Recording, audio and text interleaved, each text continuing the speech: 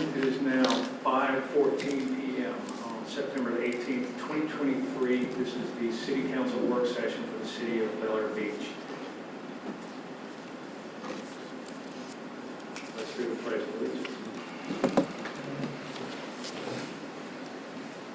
Pledge allegiance To the flag of the United States of America, to the republic for which it stands, one nation, under God, indivisible, with liberty and justice for all. Patty, would you please call the roll? Councilmember Leslie Notero. Here. Councilmember Lloyd Roberts. Present. Vice Mayor Jody Shirley. Here. Mayor Dave Gaddis. Here. City Manager Kyle Riefler. Here. City Attorney Randy Mora. Present. And City Councilmember Belinda Livingstone was unable to attend, and Councilmember Frank Bankert is not present. Thank you, Patty. All right, we'll just go ahead and get started with item one. Hopefully everyone received the email that the items had changed a little bit. So we're going to move right on to review stormwater improvement project plans. He texted me, he's outside, so if you want to jump up to the proposed ballot measures first. And then we just- To item number two. That's pretty Okay. Give him time, he said. You think that's him? He said he was right outside.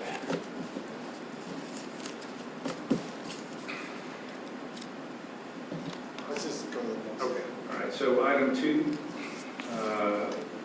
this is discussion of proposed ballot measures, and this is put on the agenda by City Attorney Moore.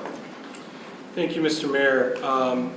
In the past few months, we've discussed proposed ballot measures. I want to start by beginning, for the clarity in the record, this is a work session. You are not voting on anything. You are not changing anything in your charter tonight, nor are you putting anything to the residents as of this evening. We would do that by an ordinance and a resolution in the case of each one of the four ballot measures that you have raised in previous work session discussions. And so what I have presented to you this evening are four separate ordinances and resolutions, they're companion to each, and a fifth document that reflects what your charter would look like were you to move forward with these and if all four were approved by the voters. These would all be put to the voters, but if they were to be approved, this is how the document that begins on page 2 of the packet materials and says pages 1 of 3, 2 of 3, and 3 of 3 is what the charter would look like if you accepted, if you and the voters accepted the changes in the form in which I have proposed them. So we can take them in succession as they've been written here, and they would not be highlighted and in red text in the future. Again, for purposes of a work session, I just thought it easier to draw your eye to here's what's going on. So the first one is specific to the term limits. And what I did there was change the language from 2 to 3, break up the clause into independent clauses or sentences. And so that's really the first one, the first thing you discussed. And the ballot language that's being proposed for that, and by the way, by statute, ballot language can't be more than 75 words. So you're not working with a lot there. It's plenty for what I'm trying to do here. But the ballot question that is to be that the intention is to be clear to the voters is: shall the city amend the charter to prohibit council members from serving more than 3 consecutive terms, as opposed to the existing limitation prohibiting a council member from serving more than 2 consecutive terms? Yes, to amend the charter provision. No, to retain the existing charter provision. And so that is the proposed language, and you'll see that's the resolution that follows the ordinance. And they don't have numbers yet because it's working documents, but you can see that there. So rather than take all 4 of them at once, I find it's easiest to eat the elephant one bite at a time. So with that, as we talk about the first charter amendment that's proposed here, it's the term limit one. I wanted to see if there was any feedback, concern about the way it's phrased, how it works, etc., were it to be approved by the voters. You're saying we have the ballot language in here? Yes, ma'am. And there's a resolution that is 3 pages long, and that resolution follows. I'm looking at a PDF. I work from the digital side of it. So the resolution is 2 pages. On the second page, it says Charter Amendment Number 1, Referendum Increasing Limit on Consecutive Terms. And then it's right in the middle of that page. There we go. And I know it's This a is little not in district. any sort of order, so it's very confusing. I mean, Yeah, I- I'm struggling with this too. Actually, I have some positive comments to make. I thought it was pretty amazing how you put all this together. When we first started discussing this, I just kind of went out on my own and was trying to logically, in my own mind and on paper, try to figure out how we would actually get through this. And then when I read what you put together, I just thought it was very, very well done. Thank you, I appreciate that, and I do understand, because the packet materials aren't separately paginated, I can't point you to page 42 or 41, but it is the first resolution in the I series. see it, yeah. Has the ballot Charter language. amendment, resolution, yeah, and then the ballot. So the citizens would be voting on this one issue? So all of you, well, they'll be voting on all four, but as to this one issue, they would go there, and when they went to the ballot box, that's what they would see. Perfect, Charter Amendment Number 1, referendum, that's the title. The title's limited to 10 words. right? It's a referendum increasing limit on consecutive terms. And so that's clear what's happening. And then the language says we're increasing it from 3 to 2, yes or no. And the yes or no element is a required element of a ballot referendum issue. I think that's clear. So, my request to you as we go through each of these 4 topics is, 1, if you feel the ballot language is confusing for some reason, let me know.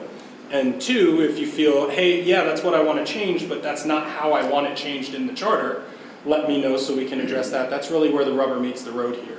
Most of the stuff that surrounds it that's not yellow and highlighted is the existing language, so I'm not really looking for too much or required whereas clauses and the like. But, the really key thing is how the charter is changing and the ballot language as we go through each of these. It makes perfect sense to me. Yeah. Any questions? I'm looking above where it says Charter Amendment Number 1, special elections shall be held on Tuesday, March 19, 2023. Yeah, those would all be changed to 2024. Thank Okay. you. Thank you. That's one of those copy things, and that's why we do this. So, I was really focused so much on the other things, I promise. I understand. And that probably, you'll see that globally through each, so I will just, Yeah. I'll make a point to note that. Everybody okay with that section? Yes. Yeah. All right, let's move on. All right, so the second one is specifically the change from 7 members to 5 members. And that appears in a few places in your charter as it presently reads.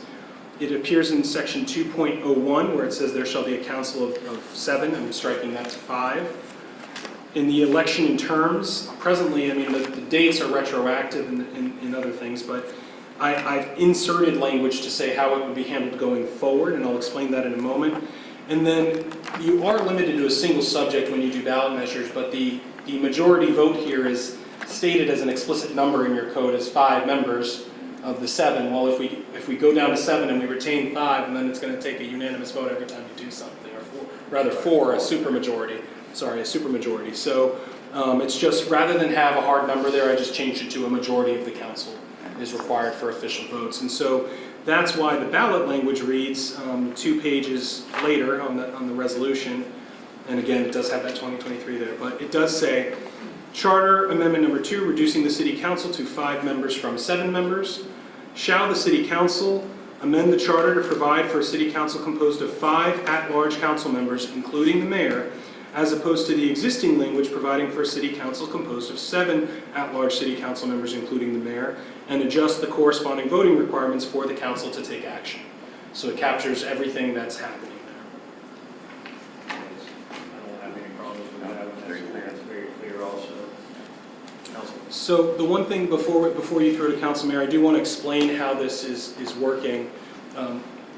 Of the 7 members we presently have, or 6.5 as we transition with Member Zabel's seat, each of your positions are coming up for election in 2024 and 2025.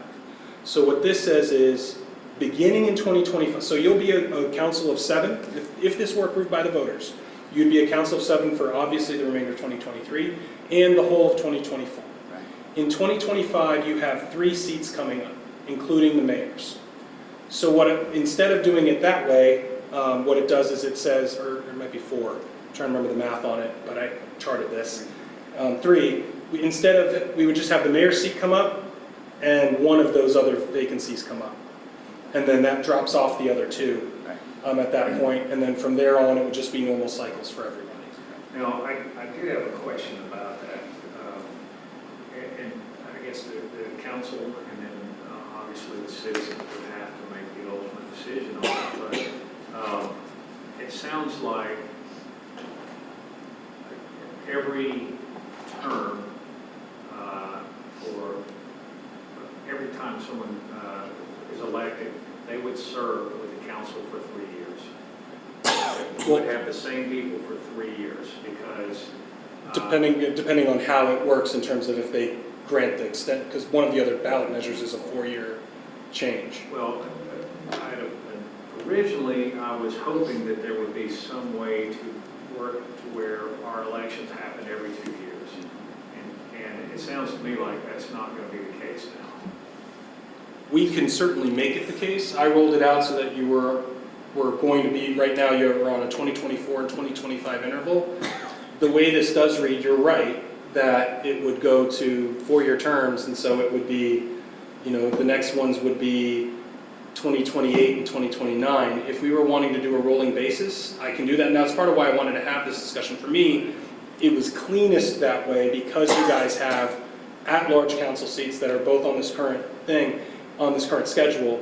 The challenge for me in phrasing that as I looked at that is like, okay, well, that is a long time for, that council is, because you're at-large seats, I couldn't say seat 1 will come up then and seat 2 or District 1 or District 2. And so finagling that without your input was a little disconcerting on my end. I said, well, I can keep their current intervals, and depending on what the voters accept and reject, obviously will inform what happens here. But if you want, and that's again why we're workshopping this, if you want some kind of rollout that's different than that, then I need that feedback so I can. Now, certainly, your method as proposed is the cleanest. It's just, is that how we want to do it? Right. Number one. Yeah, you guys are the policymakers. You tell me. One of the elections would not fall on a general, whenever the Right. presidential election happens, or the midterms, one or the other, I'm not sure Right. You'd have an off election here. what the alignment is, but 1 year we would have an expensive election, and then 1 year we would have an inexpensive election. Whereas if we piggyback on the midterms, then it would both be inexpensive elections because the ballots go out to everyone. I was under the impression we were trying to get on a 4-year cycle. That's correct. With the presidential election not have, I mean, I know it's going to take a couple of elections to get to that cycle, but that was my impression of what we're trying to achieve. That's right, and the way that it's written right now, that would not happen. Well, I think It would happen in part, but not for the whole It council. happens it's gonna take a partially, while, yeah. yes. I mean, eventually it will. No. I mean, the way this goes, no, it would, because, well, if you got it on the presidential interval and you did that, it would be, to have the whole council change over would have everybody, align everybody's No, terms. That's not what I'm saying. What No, I'm I know saying that's not what is you're saying. The midterms. Right. So you have presidential race, that would be the 2024. year that the mayor is elected, and then you have the midterm elections, which would be 2020, if we're going right now, it'd be 2024 and 2026 and 2028. Right now, you do have an odd year, which is off cycle in But this. then the problem we run into is how do you have to short cycle or long cycle Correct, city council members to make that happen. correct, and that was, I certainly didn't want to be the one to propose that without explicit direction in that regard. Well, and that's why I'm, bringing this up, is so that we can consider everything, not just making it, I don't want it to be easy if it's wrong, but at the same time, if everybody's good with council not changing at all for 3 years, and then you have 2 elections,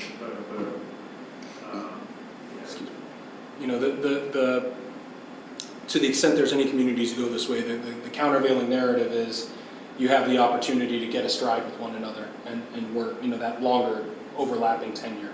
To the extent you're looking for, well, why would we ever do it this one way? That's the one conventional wisdom in that regard. I'm not saying that's reason enough. I'm not trying to persuade. I'm just trying to give you all the information. go ahead. See if this makes sense. So we know that we're going to have an election in March of 2024. Correct. That's a given. If we said in the language that Randy would do much better than I would, that whoever those 3 individuals are that are elected, they would come up for reelection if they were still available to run in November of 2028, which would be the general election. It would be 26. Well, not 26, because that's really quick. Because that's going to be, I think, the other group's going to fit into that cycle. So again, so it's going to be a 4-year term if it gets voted on. If we vote the 4 years. So here's part of the challenge, and I think part of the reason why I made the document that starts the materials is as you conceptualize one, it's naturally leading you to the discussion of the other. But that's like right now we're talking about the 7 to 5, and how do we cycle those 7 to 5 if we do a 3-year or 4-year? It's like, well, if I predicate this on the fact that all of these are going to be approved, it's one result. But I'm trying to write them with an understanding that one or all of them may not pass.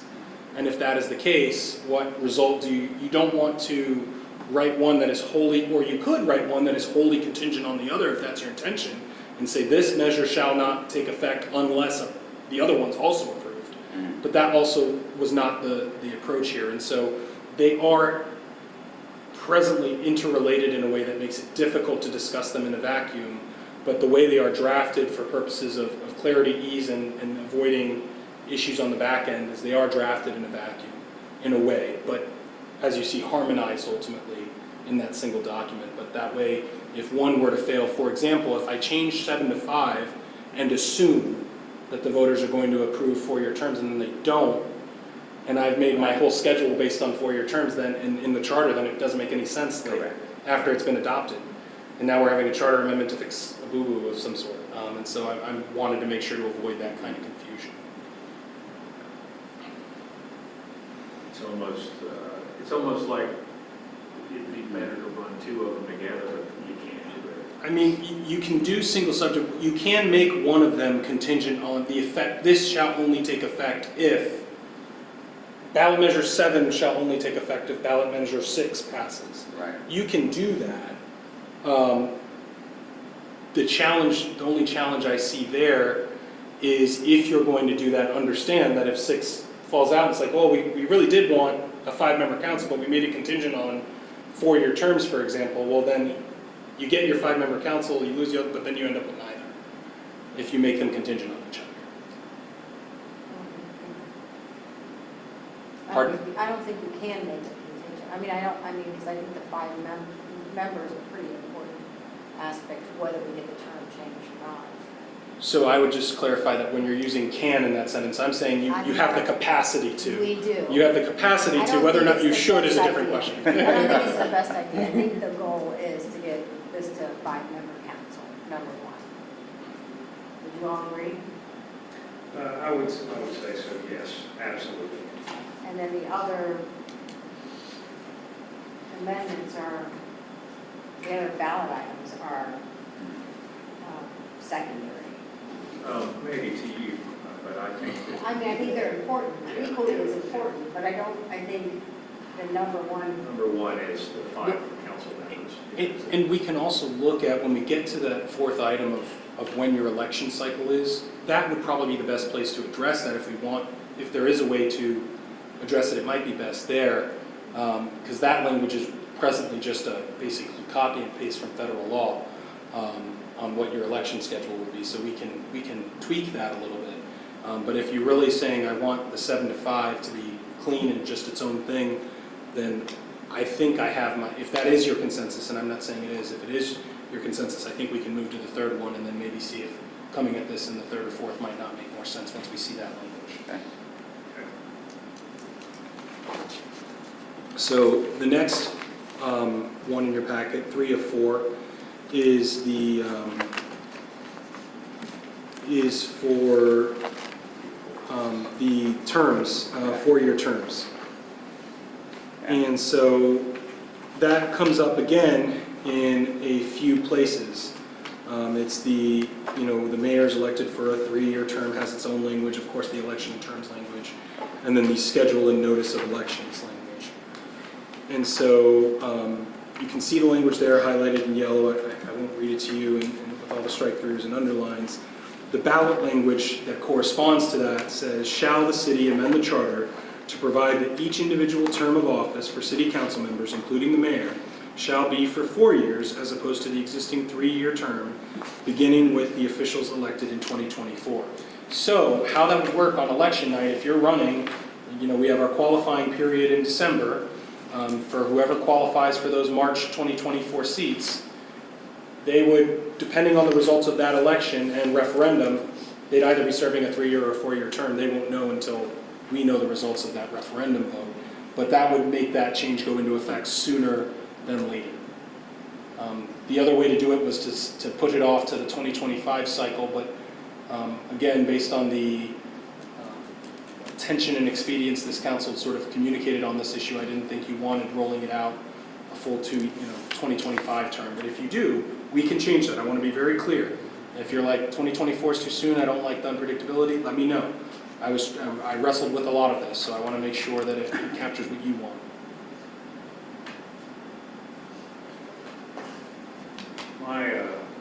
My goal for this was to keep good council members in longer, and number one. To give each council member the opportunity to do more within the city and also with the communities around and the county. Because the longer you're in, the better relationship you establish with those various entities. But also, it wasn't just for that, it was so we could line up with the presidential and midterm elections. And you can't do it without having 4-year terms. I know that during generally, we don't have great turnout in our elections. We did last time, but that's not always the case. Often it's very low turnout. But I think that if our elections wind up on the same ballot with the presidential election and the midterm elections, we're going to have astronomical turnout compared to what we've always had in the past. So that's why that was my goal, was to make sure that we had the most voters and we had good candidates that could stick it out an extra year to get the job done. And council members, as you're looking at these things, I do want to note, and I think it was a function of a file saving over another right before transmission, but the whereas clauses for the ordinance on increasing from 3 to 4 years are the ones from the 5 to 7 member. I would, of course, fix that. Not important for you folks right now, but just letting you know I see that. I've made that note, and I would fix those whereas clauses to make sure they all correlate to the actual ordinance. So let me ask you this. If we have these 4 items, well, let's go ahead and let's talk about this one first. Would anyone like to comment on amendment number 3? I'm just trying to run through my head our next election cycle and dates. And maybe you can clarify that for me. Yeah, so let me, our next election is March 19, 2024. Which is when these will hit the ballot. Correct. These will be on the March 19 ballot. Everyone, were you to approve these by ordinance, presuming you did, these would all be on that schedule. I'm looking for, there's an email that I put together in sending some of this material to city staff that I do want to reference real quick that I think will help clarify some of this. So am I mistaken in saying that this terms cannot take effect in 2024 as the election is in March of 2024? Well, So it would be the same time they're voting on these ballots. right, you'd be voting for somebody, the way it's written, you'd be voting for them that night. So they could validly run for the vacancy. The vacancy is there. It's just how long would their term be would not be known when they qualified, which is if done this way. It's not cleanest, but again, you could wait till the 2025 cycle, alternatively. Do you see problems with that, Patty? Do you see any, and you're the one that handles all of this. Do you Not if we enforce- tell people up front. Okay. Yeah. So if you get elected in the March 2024 election to city council, you might have a 3-year term or you might have a 4-year term, Correct. depending on whether this charter amendment passes. And to be clear, the seats that are coming up in 2024 are Member Notaro, Member Bankert, and Member Livingstone's seats. And then we would also have Member Zabel's seat, but they would be assuming a midterm seat. They would not be subject to that because the term for Member Zabel's seat is not up until 2025. Correct. I think what I see is that, make sure I've got this right. Okay, so Unless someone 24. Zabel's going. Do they just sit for the rest of the term? They just sit for the remainder of the term? Okay, you appoint and then they sit for the, so Right. please strike what I said about Zabel. I'm sorry, I've got a few communities in my head and I Right. misspoke. I don't want to mislead there, but at least you would have 3 on the 2024. Notaros, Bankards, and Livingstones are up on the 2024 election. Okay, so if the 3 to 4 failed, then they would be up for, till March of 2027. If it passed, and we were trying to align with, the next one would be, if we align, let's see now. They'd all be even years on November.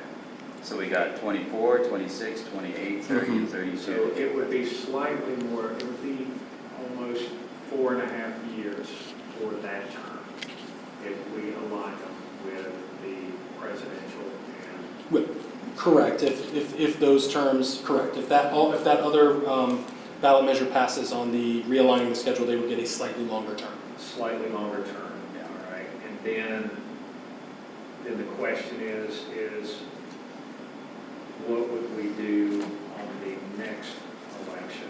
If we lined everything up, how do we do the transition with the people that were elected whenever I was? I think we have a couple options, I think, Randy. So I understand exactly what Dave is asking. So that election would come up on March 25, normally. Now, if we're changing this to try to get on the midterm and the general election, which I think is huge, and I really think that's going to pass, I hope. So then we could say those people that would normally have been elected on March of 25, now we're going to wait until 11 of 26. Correct. And then after that, we would have everybody on the midterm and general from that point on. I'm looking at Patty, because Patty's got these dates down, and she knows. Yeah, I mean, Randy, then that extends their original election term, doesn't it? does. Can you do that?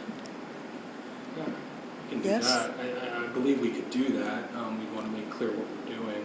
We could put that language in the resolution, right? And say, if this passes, this is what we're going to do.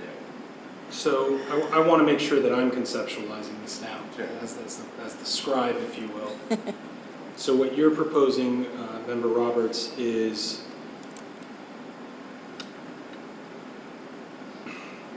here's what the challenge is there, and that I'm trying to harmonize. You're sort of marrying the November election referendum item with the terms of office. Correct. One. And I'm trying to write them in a way where they're not contingent on one another. And so if we said any official elected in, that seems to me like it would be better addressed in the presidential, in the transition to the November language, if I'm understanding it right. I'm just trying to think through how best to do it mechanically. Is say we're going to change, I think if you're going to have an ordinance, if you're going to have a a ballot measure that changes the election cycle, then we could say after the language about moving it, any official explain what happens there. I think it would be better to explain it there than in this one. Right, in the details of the resolution, but as far as what appears on the ballot, with that, you wouldn't have to give details. You would just say, we're increasing from 3 to 4. Right. I would say that. I might, depending on how much language I have, how many words I have to work with, I might add more detail if I can. But I don't know that it's absolutely critical to say, and you don't explain the whole process because you can't, 75 words, but you might say, and marginally extending the term or something like that if there's space. But as it relates to the one we're on right now, Vice Mayor Smith. I have a question, and I'm just, I don't know, just thinking this through. We have a primary election in March. What year does that fall, 2024? I'm just trying to think this through. Not everything happens in November, and that's why I think our city has these March elections too, because we do have the presidential primary. Right. That's the primary, though, that's Yeah, not but people still come vote for it, that's my point. yeah, well, that's true. I mean, so I don't know why we're trying to push everything to November.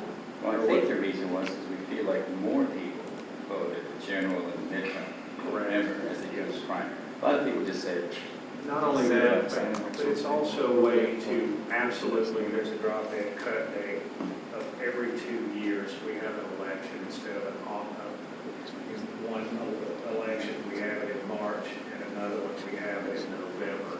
So everything would be balanced. I don't know why we didn't do this whenever we set up. started this at the beginning. Right. But this is what we're having to work on. I knew it would be easy. But I don't see any other way to do this.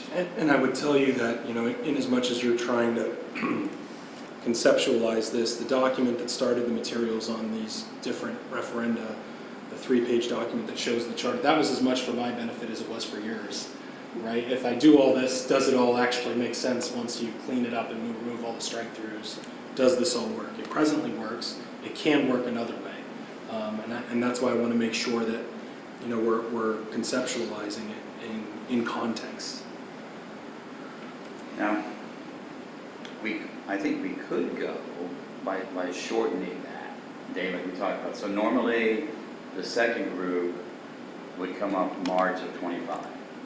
Randy already said that.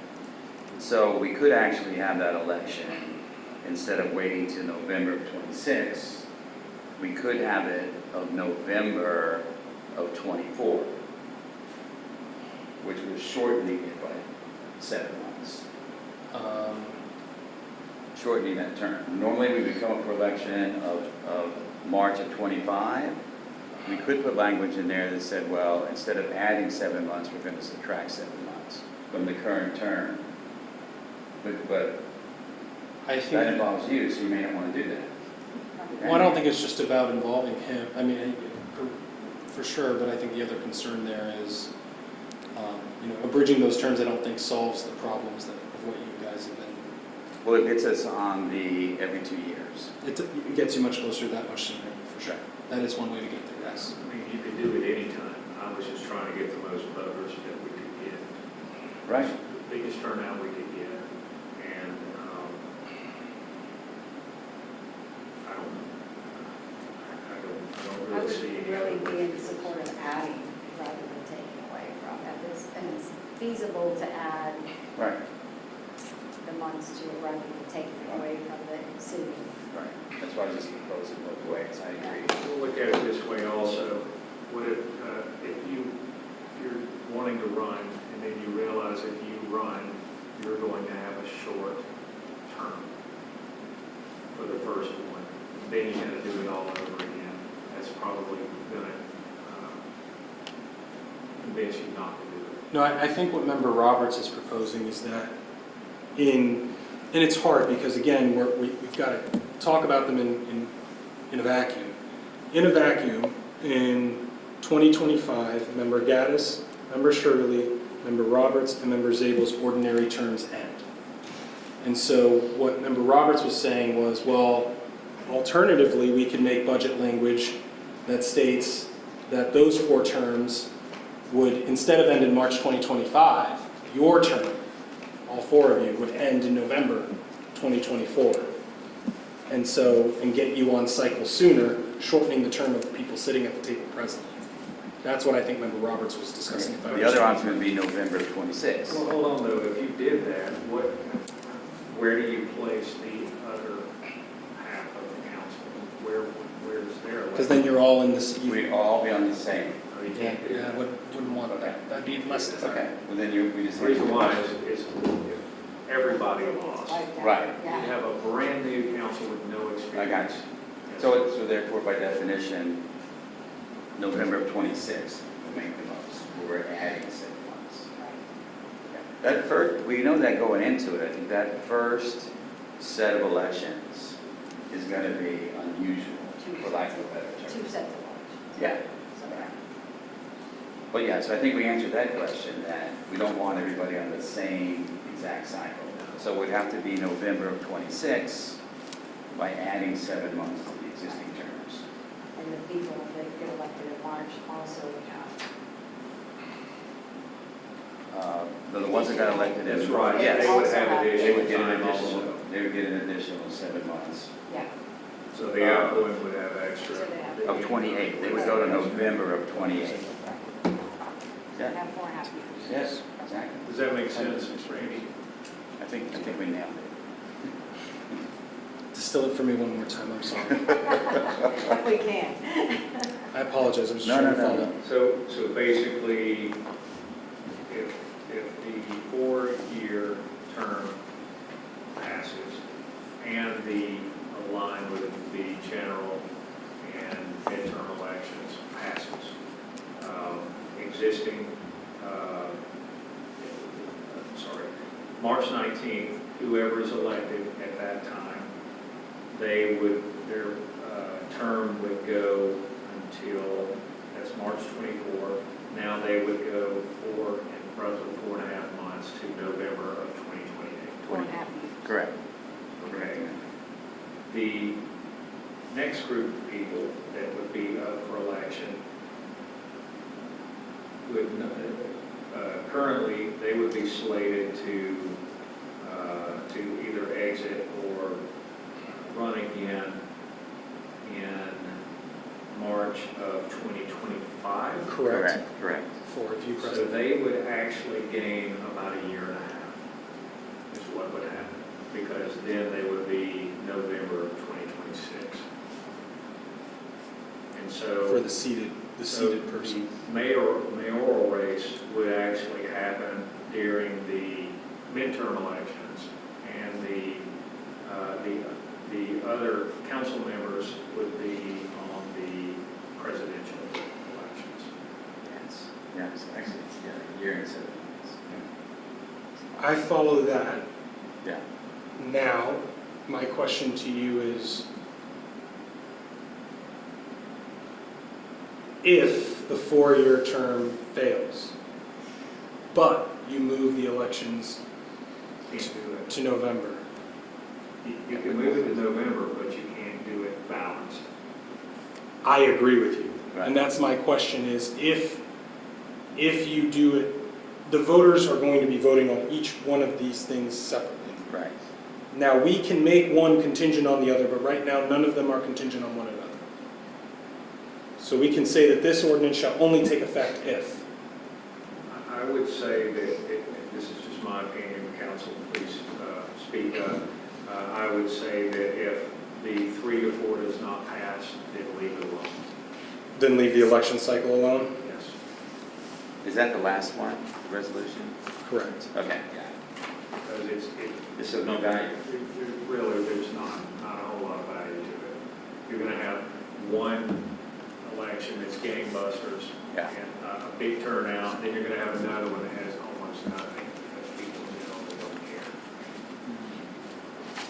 I want to make sure I understand, just, so should that be reciprocal or only the presidential, what I would call the presidential election resolution should only, or should, moving the election should only happen if we increase terms from 3 to 4. Correct. Term years. Term years from 3 to 4. If, however, it's the other way around, it doesn't matter. Doesn't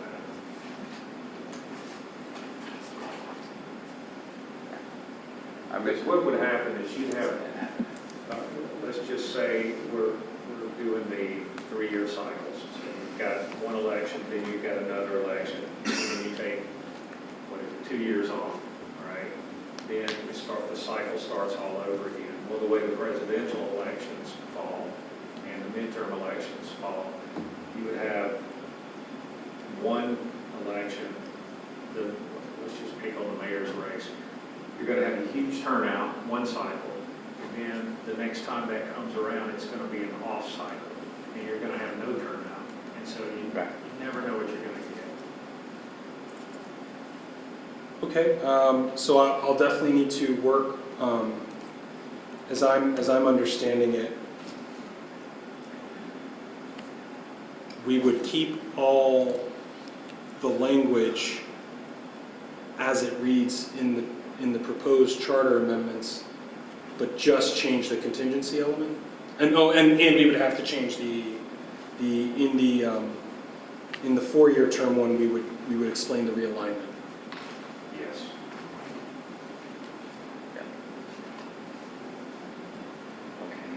I will admit, your method was way easier, but it doesn't, it's not the direction that. I totally get that, and that's why I said, I didn't want to make it more convoluted and say, dude, there was a really easy way to do this. And so I understand the competing ease versus desired outcome. One thing I can say is this council has never just said, let's take the easy route. Agreed.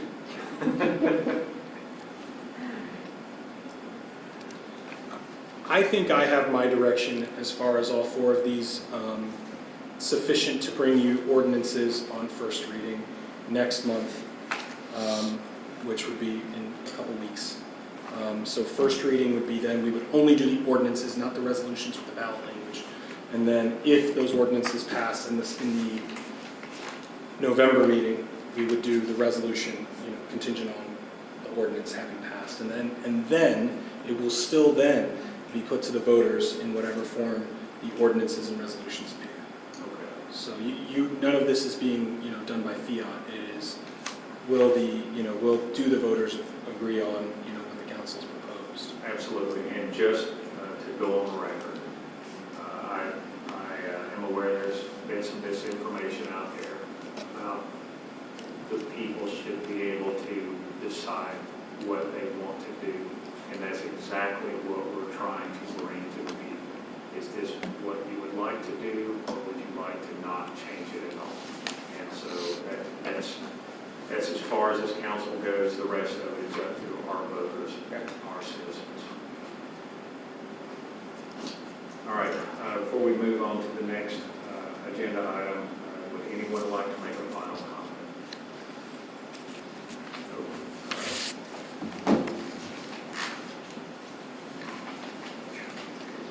All right, now we are on discussion of, are you guys here? Yes.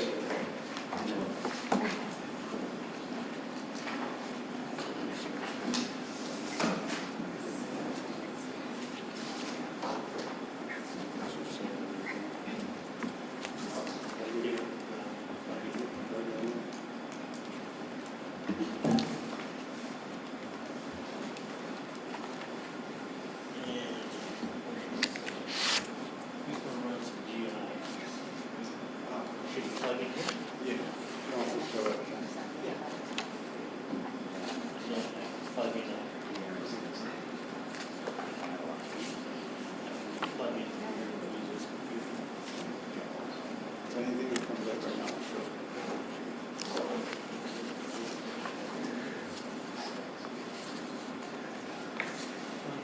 So we get the next time.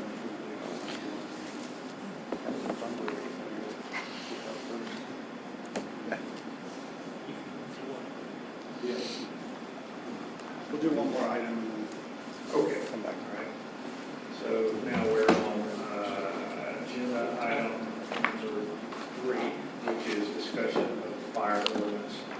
City Attorney Mora. Thank you, Mr. Mayor. This item admittedly has lingered a little in the background, but you'll remember in the spring, the city was contacted by an advocacy group that expressed some concerns about your existing ordinances governing public gatherings and permitting related thereto. We've had some back and forth. I at a work session, presented you a fairly robust ordinance as an attempt to harmonize our code with their concerns. They provided a different draft, and then after that, we exchanged drafts. I've been working collaboratively with this advocacy group to arrive at something that meets both parties' needs. And so, in large part, the ordinance you have before you is very much their draft. I've made some limited changes, many of which are reflected in red text, and they're in red text because I was sending it to them to say, hey, I've pretty much used what you gave, but I made some changes on it. By the way, if you're seeing a blank page 4 of 8, that's more just because there was a page break in there, and when you add track changes, all the pagination gets messed up. So it's not skipping anything. You'll see it goes right from D to E, and that is deliberate. You're not missing a bunch of text. And that's in the handout right in front of you at your desk. So what this does is it establishes a policy with several hat tips, if you will, or acknowledgments to some of the constitutional concerns that have been addressed before. The reason, by the way, that you have this handout in front of you following the materials, last week, around Monday or Tuesday, I had sent them, here's my version with all your edits, with all my edits. And on Thursday, after the materials had gone out, they followed up and said, here's my comments addressing your comments. And so that's what you have before you is an exchange, it's a public record, but an exchange between myself and their counsel on, hey, here are some thoughts. For example, in their draft, it just said, we won't require insurance if it violates the 14th Amendment. I said, well, how does that help a city manager who's going to have to call their attorney every time they need to know whether or not to do that? So they've proposed some edits to address some of my concerns looking at this from the city's operations. Generally speaking, I am good with most of this commentary. I might wordsmith a thing or two here or there, but what you see before you, I think, is a draft that sufficiently addresses the concerns of the advocacy group while harmonizing it with constitutional law on the issue and the ability to administer it. I know Kyle's in the midst of this here, and as much as I've shared it with him, he's not vocalized yet any concerns on how would I do this, Randy. I try to look at, when I draft ordinances, look at it with an eye towards the administrator, who's going to be, of course, tasked with administering it. And so I wanted to make sure that Patty and Kyle, that the language is sufficiently clear in that regard. But if you have any concerns, I know in the past the ordinance I provided was much longer. We've certainly abridged it while still addressing almost all of the same topics.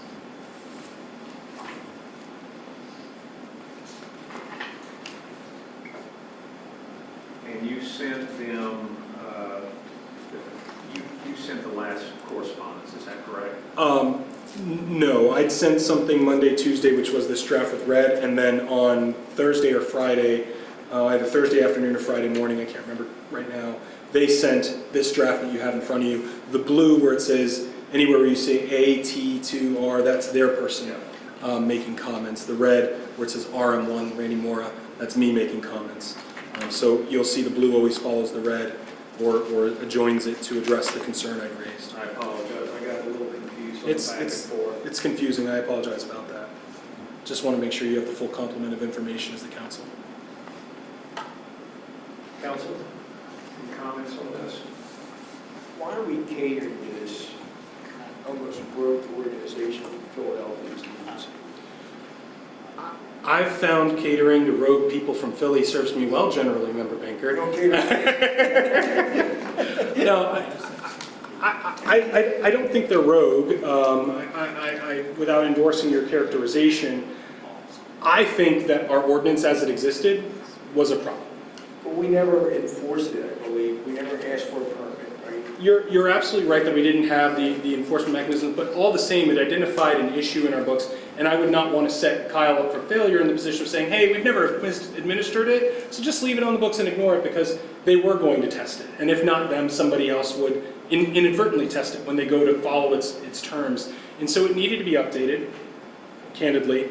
I've looked, in updating it, I looked at a survey of communities and larger communities where this has been done more recently, and you're seeing a version of this in part to avoid whether it's fire or the ACLU or just some general challenge. The other, in Florida we have the added benefit, if you will, in this landscape of there are criminal laws that address some of what had been raised in our language about blocking the streets and that. So we could look to state law if we really needed that. But I think this is an opportunity. Would I have written this exactly this way? No, I agree with you. I am collaborating, I wouldn't say as much as catering. It was an opportunity to reach a better product and quell any future challenge because, and I said that to them. There was some language they gave me. I said, so you're telling me, written that way, you'd be totally fine if we did this? They said, no. I said, okay, that's your language. So maybe we should have that discussion now instead of have a lawsuit later. My job is equal parts risk manager, and if I can find a way to mitigate your risk, I'll do it. No, I appreciate that. It's just, I know the organization up there. I don't think they have the moxie to do anything, but I don't, like I said, Lynn never required anybody for a permit, to my knowledge. I don't think. And that was our response to them. When this first came up, I will tell you, I remember it because I was traveling with my son, and I was like, hey, we're going to be there Saturday with 9 people, and I was like, nobody has said no. We have actually never done this, and so can we make this an opportunity to reach a better product rather than make a point? And to their credit as an organization, they said, yes, let's have that dialogue, because they could have been much more, cantankerous and confrontational. They chose not to be. They said, okay, we'll work with you if you'll work with us. I think that's reflective of how this city does business, and I tried to carry that forward in how we reach this product. I think that that's not what they were expecting. I No. think that they were expecting us to say, get out. Yeah, they expected the standard, you don't fight City Hall. This is City Hall's code, so, get lost. And that's not, it's not a fight worth having because in its existing form, it was already a problem. Had we been in a different posture, with better language, I would have said, sure, it's not perfect, but we've never done it that way. On its face, you could still get a vagueness challenge or some other thing, and we would either have to cede the litigation or fight it and lose. So So, I don't want to put him in a compromising situation either. yeah. I understand philosophically you might not be aligned with them, and I respect that as well. No, thank you. All right, any comments on this? Everybody satisfied with what this is developed into? I think it's good, good working paper, it's good, thank you. Thanks for running our work. Pleasant?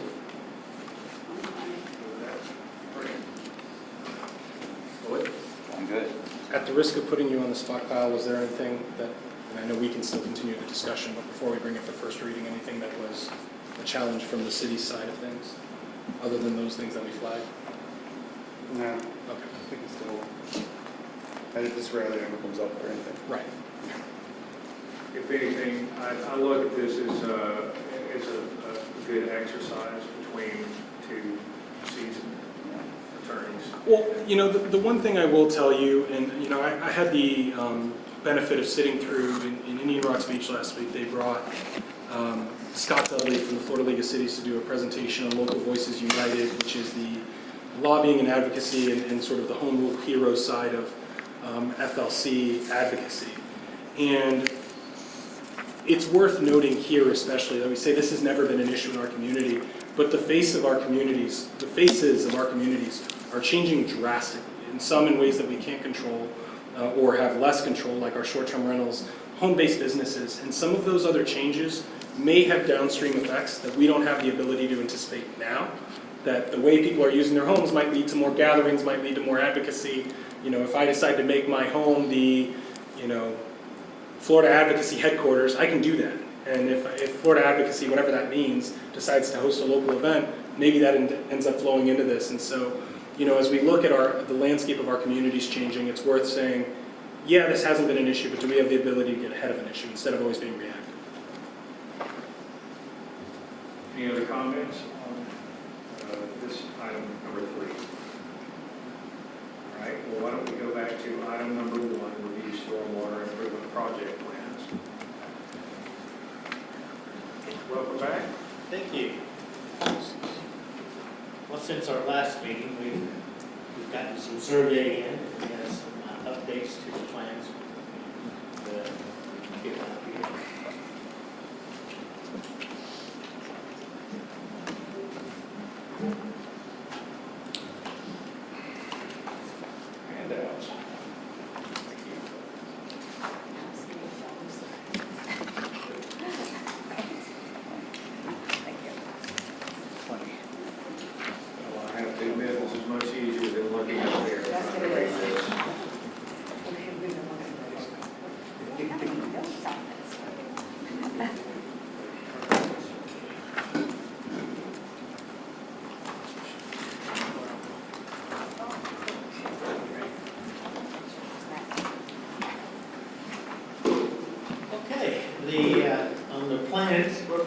second. Yes. Before we begin, would you please give us your name and the company you're with? I'm Larry Flutie. I'm with Gemini Engineering. I'm the project engineer. And with me tonight is Alex. I'm Alex Devokie with Gemini Engineering Sciences. Welcome. And so what we did last time, we had, not all of our survey was complete last we met. And the plans, since then, we've gotten our survey completed. And we have our plans updated based upon that survey. So that's what you have in front of you tonight. And plus, taking into account the comments and questions from our last meeting, so we've incorporated those comments to the plans. And I think the changes on that is we are still waiting on some more videos for the fight. And so that's in progress. And what we'll also be looking at in some of the documents, we'll have comments on the conditions of the pipe. So you'll have a report from us of what we see in the video and where we see the improvements, which is what the plans reflect. What we see came from the video, and we'll update those plans based upon the new video as we get in as we get. When do you think those videos will be complete? Hoping to have them complete this week. It was the first week that we got the tide cycle right. So Please continue. Okay. The questions, one of the questions was pavement. Talked about that, type of pavement, using, possibly on Gulf Boulevard. And I've talked with the county and looking at what we can use. On the back of that plan is an 8.5 lot 11. And what the pavement mix that was used on Gulf Boulevard is a type SP 12.5. And that's a DOT mixture. And our plans, as we have today, we're using that same mixture, so we can use that. The difference would be the thickness of the pavement. Instead of the, of course, Gulf Boulevard's much thicker, we're proposing to use a 1 inch. And also, in the table, the thing is, you'll see the arterial, that's the Gulf Boulevard design. And then there's 3 other roadways that the county regulates when they build a project, what they look for in their mix and roadway section. And for the county specs, on a residential light, the difference between what we have out existing versus that, what the county today's standard is they recommend 1.5 inches of asphalt, where we're replacing the 1 inch. So that's the biggest difference. So you're going to go down 1.5 inches, or you're just going down 1 inch? We're keeping with the existing pavement thickness, which is 1 inch. Okay. But are you going to mill it down to 1.5 inches, or? We're going to mill it down the inch, which would be run on top of the line rock, Yeah. and then repave the 1 inch back. I don't follow you. It sounds like you said we were moving to 1.5 inches, but then you're saying you're putting 1 inch now. I'm sorry. I meant, what I wanted to illustrate was the county standard for a light residential roadway is 1.5 inches. Okay. What we have is 1 inch, existing. And we're replacing the 1 inch, primarily because going to the 1.5 inch, that 1/2 inch difference, it'd cause some extra work, particularly on the pavement, to raise it up a 1/2 inch. So do you add in more, do you raise the base? It just adds in a lot more difficulty getting all that to match. I see, okay.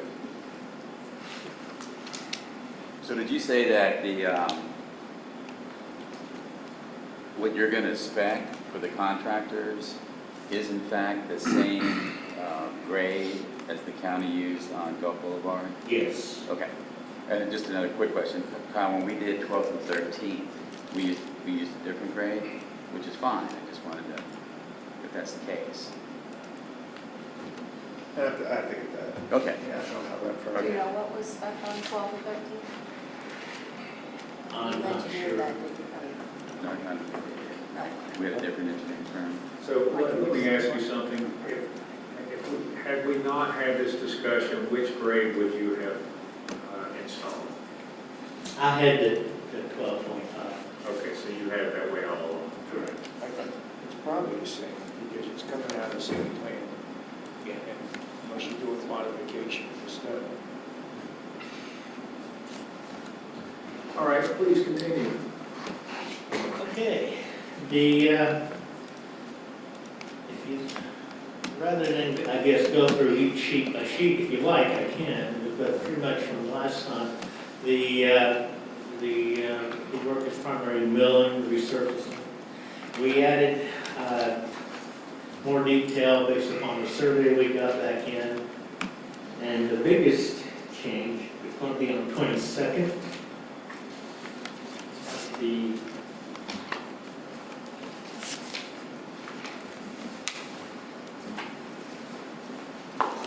On sheet C14.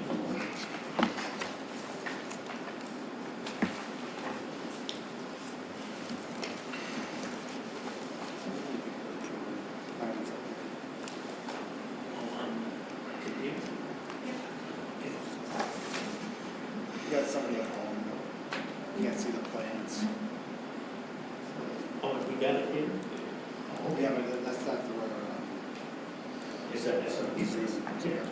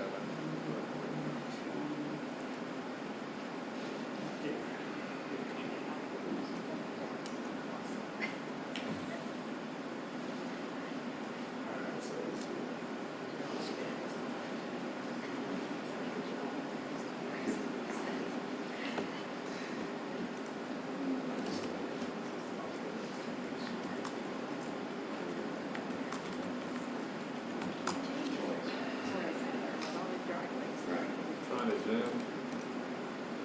Just keep control and roll the wheel on your mouse. I got a trackpad.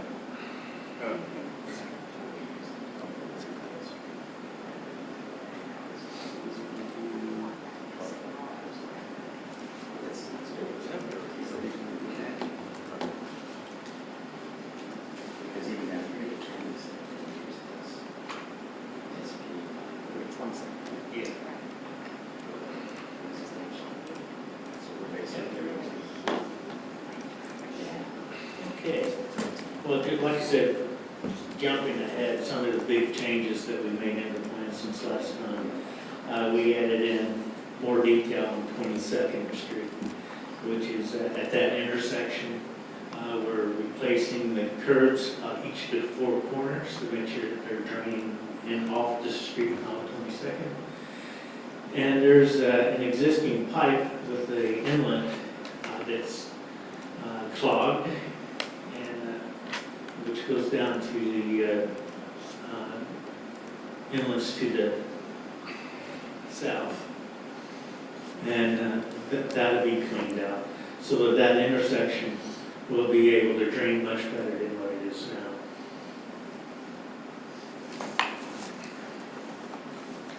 Council, comments? Council, any comments? Questions? I would like to just go back to the paving and not, this is just a comment for residents, I guess, to understand that we can't change the thickness of this asphalt or the thickness of the lime rock due to the fact that we've got valley curbs and driveways in place. So you can't elevate the existing road elevation while we have, because of all the other improvements around it. And I know that was a question that was brought up, can we add to the thickness of this? And no one clearly stated that earlier. So I Right. just want to make sure down on record that that's why you chose Yes. not to increase the thickness of the asphalt. And I think,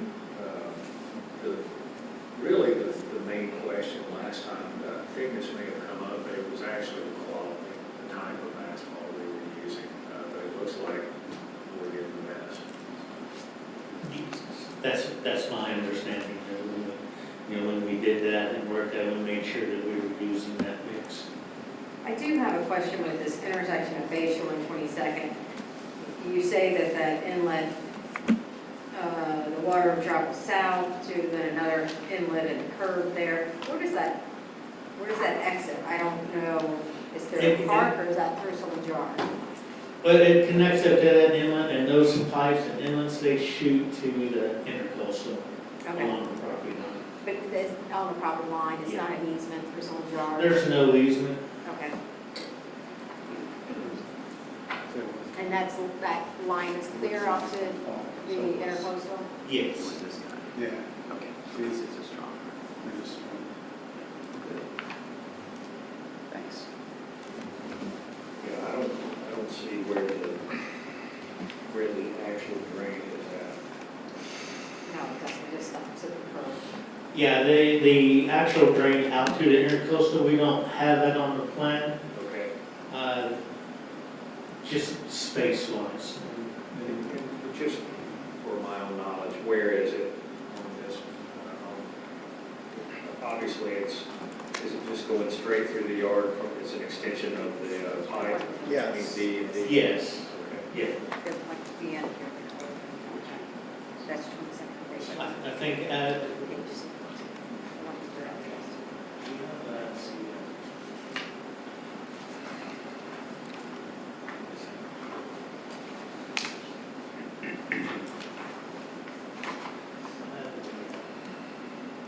GIS figure. Oh, okay. All right, I do have a figure that kind of shows it overall where it goes out. I'm just trying to get to it. But I can go ahead and finish with the plans. Yeah, I don't think it's that important. I just had to think about what I was looking at here. I can get that to Kyle, that graphic that shows that, and then he can send that out to each of the I'm council. guessing it's a straight line to the right from the. That's exactly it. It's out to the water. All right, what's next? Okay, like I say, the biggest changes there, we did an inventory of the inlets and condition of the inlet tops. What sheet am I looking at?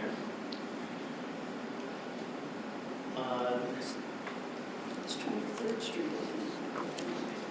23rd? Oh, my hand must have hit that. Yep, there it is. The, I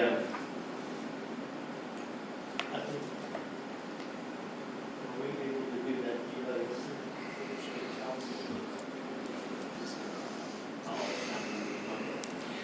We also have what I wanted to show you, we did an inventory of the inlets and the inlet tops in condition. And we took photos of that and we placed it on a GIS map, but we're not hooked up to where the people are looking, watching and could see that. So I can get that document out to the city manager and get that out to council as well. All right, thank you.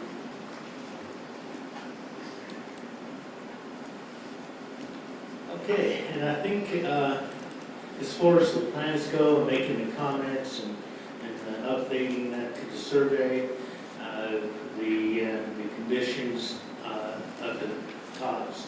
We have, from our estimate, we got 7 tops that we're completely replacing. The rest of them look in good condition. And the pipes, where we have the video, there's locations where we need to slip line, which we noted on the plans.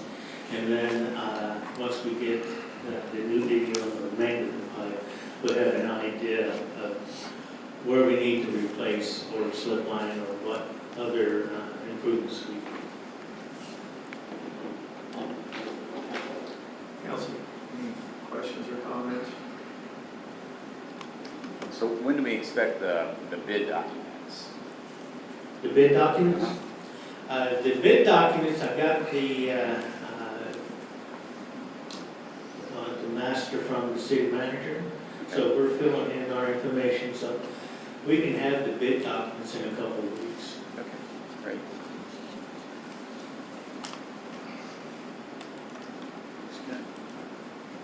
All right, on the page you have pulled up, you said biggest changes. So you discussed 22nd, and what is it I'm looking at on 23rd? Where is that just where you land? That's just where I landed. Okay. The biggest changes were on 22nd, adding that information. And away from what we discussed last time was 9th Street. And the question came about a underground vault or the possibility of using an underground vault. Well, we're still looking at definite, and I've been kind of seeing how we can do that. And the biggest challenge that we have is at that end of 9th, where the inlets are, and that is underground utilities. We got sanitary sewer line, we've got water line, and then of course those inlets. What sort of underground retention vault can we put in there? And designing these things, I've been doing these things for a long time. To capture the volume, it needs to be separated from the water table. Instead of open, because if it's full of water, you don't have all the capacity that you would need. And so how do you build that as a separate containment underground? Under the pavement, you got to worry about wheel loadings. You got trucks coming down and the big trucks. So whatever we put, if we put it underneath pavement, it's got to be able to have the load capacity is called H20. That is a DOT standard, and we use that standard as well, county and municipal work on load ratings. So we got to make sure it covers that. Now, if it's off the road and not in the roadway proper, then it doesn't have that need to be that heavy duty. But we're limited to what we can do between the edge of the road and the property. And what can we put in there that's going to work? And that makes it a very challenging option for us to look at. One of the, I'm looking at is like a wet well of a wastewater station. What if we had a reservoir or location, say a pump inside one of the inlets. And just like in a wastewater wet well, we have sensors that when it gets up high enough that it'll turn on and start pumping water out. And we can take it out to the creek and up to, to the next inlet that gets it out. And we do have one of those check valves at the end of that pipe.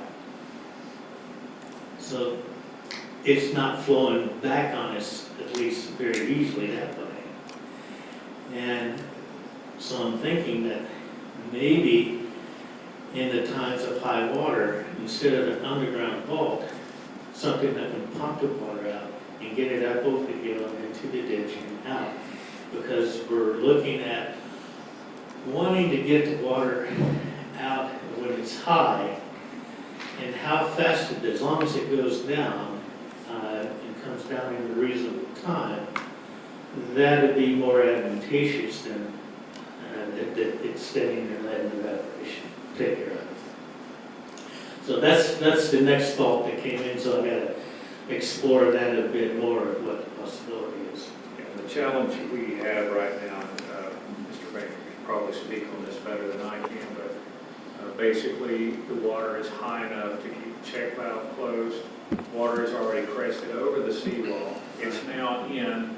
The water starts receding, and there's nowhere for the water that's in to go.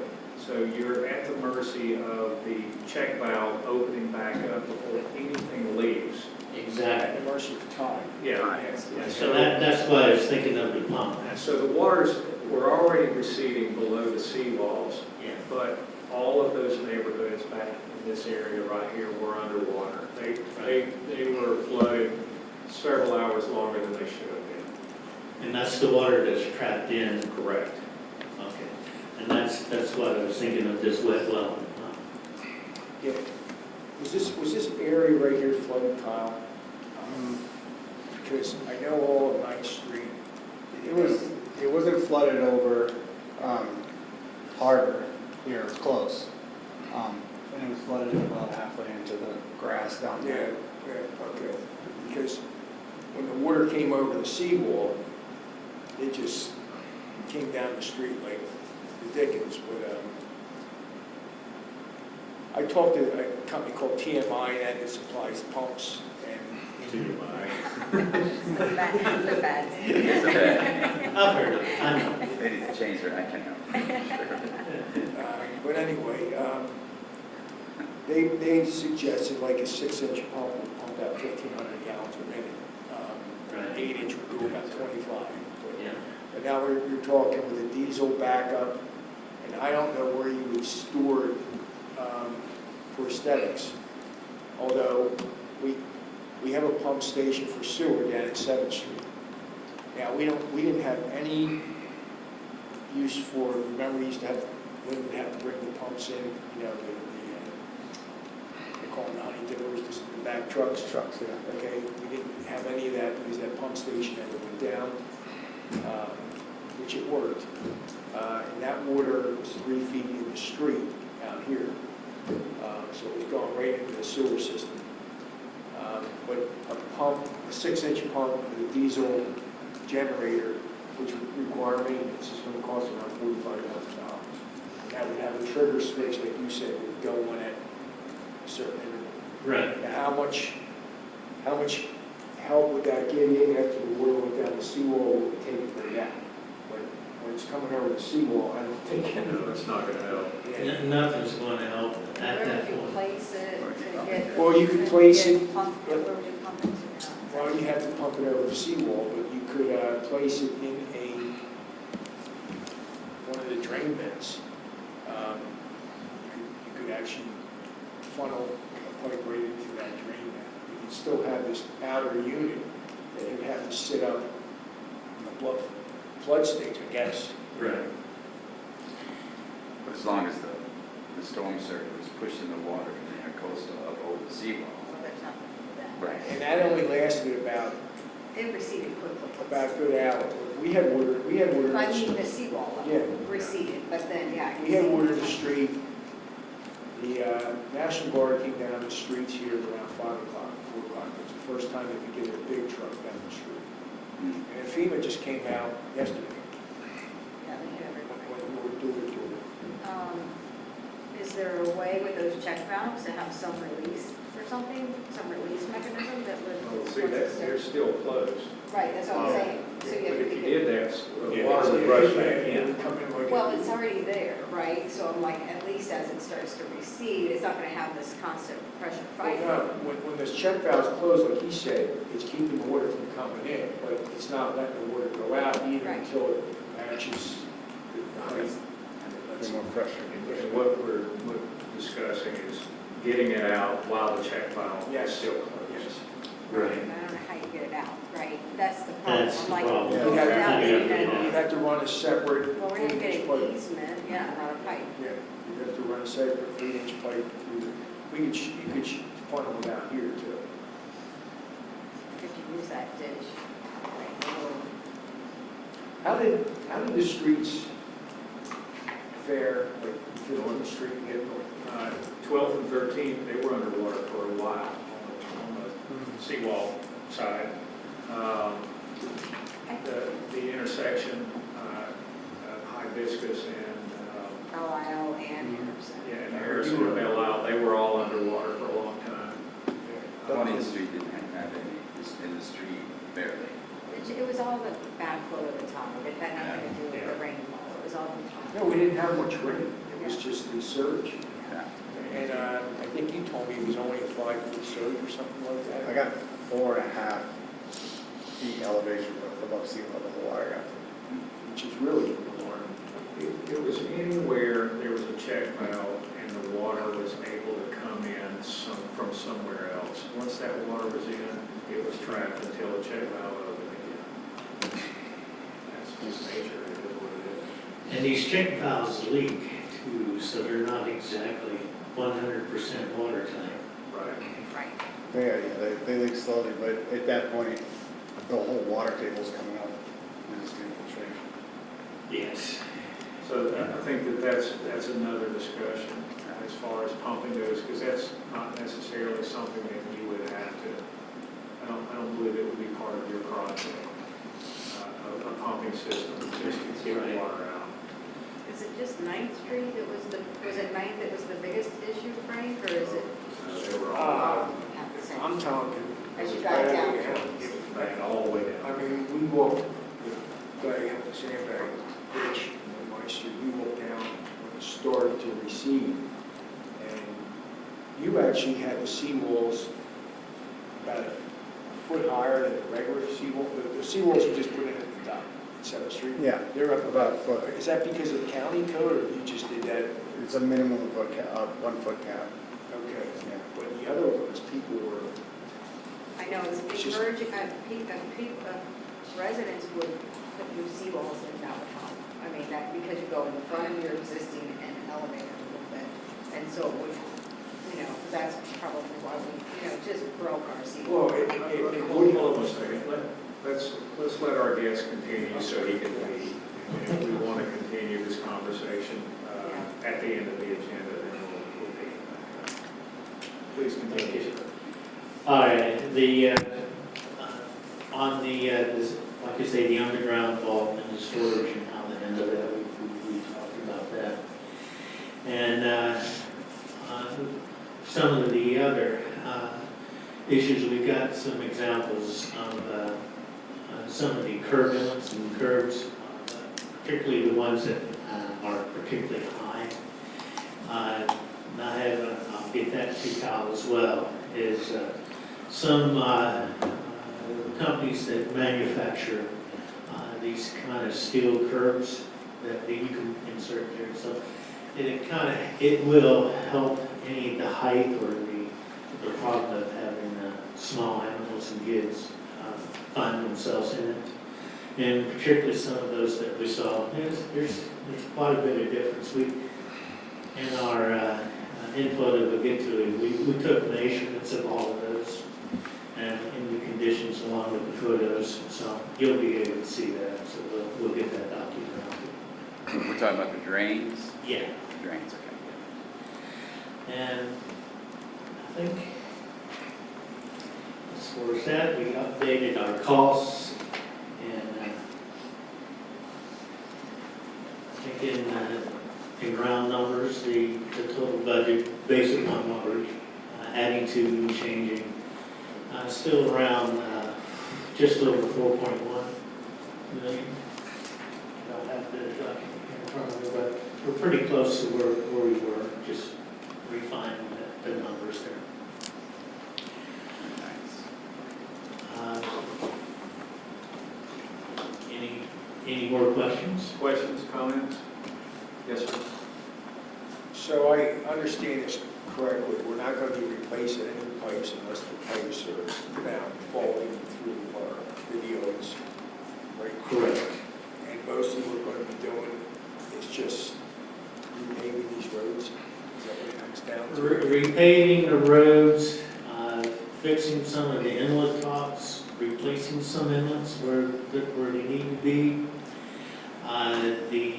As we get the video, we see what repairs need to be made, and we'll look at what's necessary. Do we slip line it? Do we repair, to patch it? There's a hole in the pipe that we need to fix, and we'll specify that.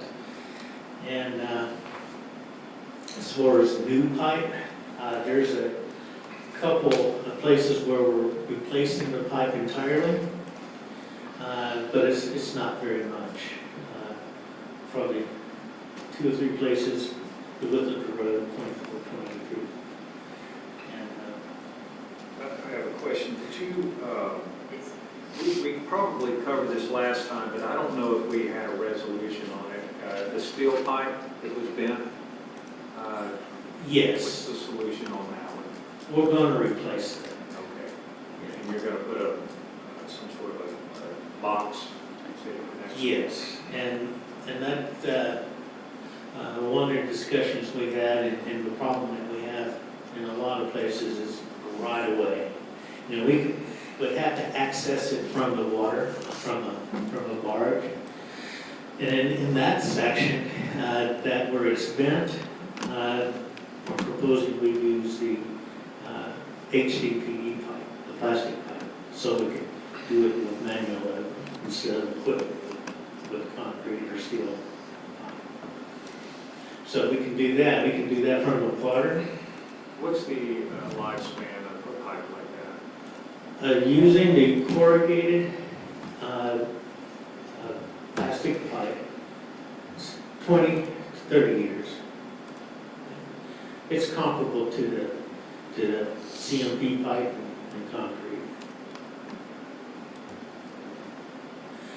Is there anything with a longer life, 30 years, 20, 30 years? Well, concrete's got the longest life. So why would we use concrete? Because we don't want to have equipment out there, or? Well, the hard thing about using concrete is the weight Right. and getting the equipment to there and placing it versus the stretch is in a backyard. So if we can use material that has a long life, like the corrugated plastic, I call it plastic, but it's more dense material, and it's been used, even the DOT's using this material now. So this is easier to replace. Yes. It may not have quite the lifespan of concrete, but if it It's starts close. failing in 30 years, it's not that hard to replace. Right, exactly. Is it a plastic, neoprene, plastic, or? It's a hard plastic, Yeah. and I'm not going to get you the specs on that, but it's been used, and the DOT's allowing the use of that material for their roadway projects. Because as long as it's not compromised, it should last forever. I mean, That's correct. Okay. Any final comments or questions? I just wanted to add that the plans are pretty detailed. It details every pipe and what's being done to it. So if you have any questions, I would say review every page.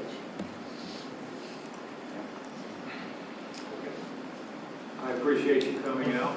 Thank you. Giving us this presentation. I look forward to seeing those videos. Yes. And the other pictures. And I believe you're going to send some files to Kyle to distribute to us. Is that correct? That's correct. Okay, great. All right, well, thank you for your time, and I look forward to the next presentation. Thank you. Thank you, Larry.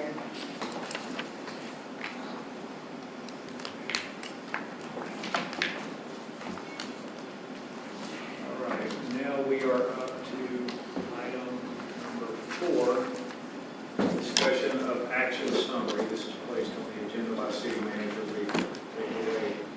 Thank you, Mayor.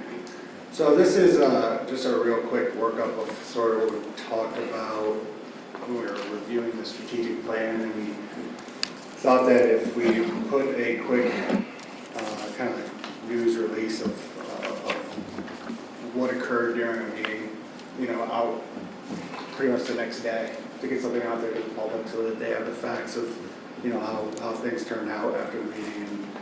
And this is kind of something that we came up with by looking at what some other cities have done.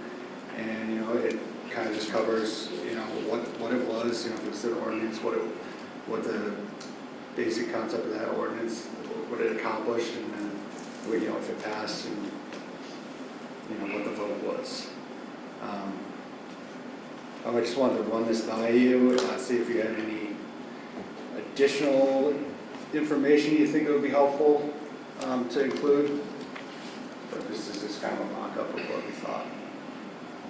If I went on the website, would I be able to click on, you know what I'm saying, like ordinance 2305, Mhm. take me right to that part of the segment, Right now, no, we weren't planning on doing that. We have to hyperlink everything. that's what I'm saying.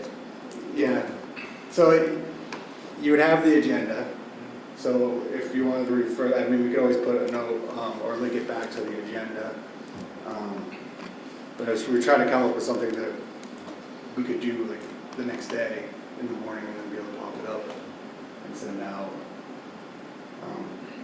And then, you know, obviously if you wanted more detail on what happened in the meeting, then you'd have to wait for the minutes to come out, which are usually like a week, if that. So you would have, the way that we have it now, this would just be another item you could click on. Yeah. Action summary. I like it.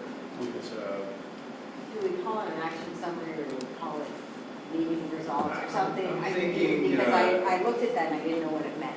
Like, I didn't, I think we stole it from another city. Oh, did Called you? it action summary, so we can call it whatever we want. yeah, I know, I just looked at it, I'm like, I don't really know what that means, so. no, these are the, I mean, it's But it's everything, nice everything that we you see, voted on. yeah, Yeah. yeah, Everything we took action on. yeah, that makes sense. And then, what would you do in a meeting like tonight where we're not voting on anything and we're having a general discussion? Are we taking action on anything, or are we just having a discussion? Or would there even be a need to have an action item on this? Doing the work sessions. You would obviously have the meeting before that, the public hearing. That would be a good one to have, but do we need anything else? I like the action items too because it's straightforward. Sometimes when you try to interpret a discussion, and it can, you know, it could be misconstrued or thought one way when someone could hear it a different way. I'll tell you what would be helpful would be to have a link on here, like Mr. Baker said, that would take you to where you intended to place the minutes whenever they're finally okay. updated. I know it takes time. No pressure. You can do it the next day, okay? Yeah, I know, it would be ideal to click on each one But that and, would be a lot of work. No, I'm just saying, this is the link to where the minutes will be placed, you know, and Oh, yeah, see the minutes or whatever. Right. At the bottom, just say, minutes now available, like, you know, or, whatever. yeah, or maybe whenever you first post this, you don't have anything, but whenever the minutes are finally added, then you come back and amend a link to the page. Right. It'll take you to the minutes. just something else that makes it easier for people to find what they're looking for. Probably not a bad idea that whenever this does happen, it appears on the homepage and not buried in all of our these other are stuff. fun. Yep, and our new admin assistant, Jennifer Walsh, she's pretty savvy with some things, and as she gets more in the swing of things, she might be able to add, some of her responsibilities. Did I miss Add that? little things. Congratulations, you hired someone? We did, yeah, she started last week on September 11th. No, you said that. I know Leslie, I thought you she said was here. 2 weeks ago. Did you meet her Yeah, already? when I asked what the status was, he said, Yeah, we made an offer, she accepted, she started. Nice. So, that's good, that's great. Yeah. I didn't actually think somebody would follow through with that. but nice. We found a good one. All right, any other comments on this particular item? That's good. All right, so next is discussion of proposed switch gears and easement at Crossman Park. City Manager Riegler. Thank you. This is part of Phase 2 and at the very top end of Phase 1. Throughout Phase 1, they've been installing the pedestals, which consist of switch gear equipment and transformers and things like that, and transition boxes, connections.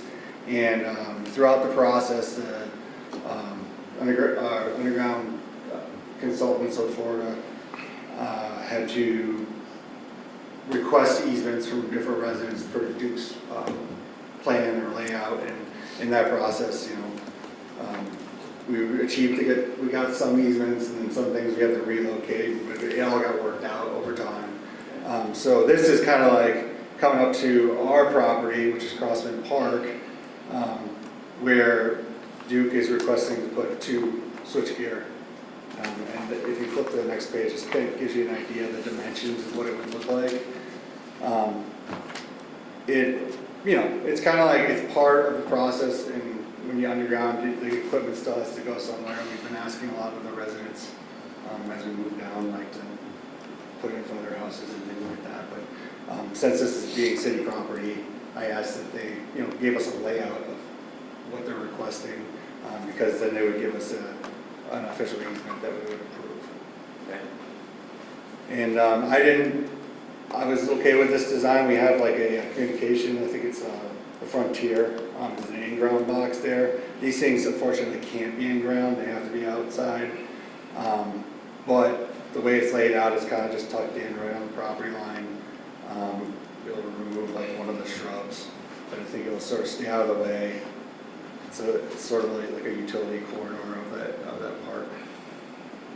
But I didn't see any major problem with it. That's the best place for it, if we can keep it on our own property versus residents' property.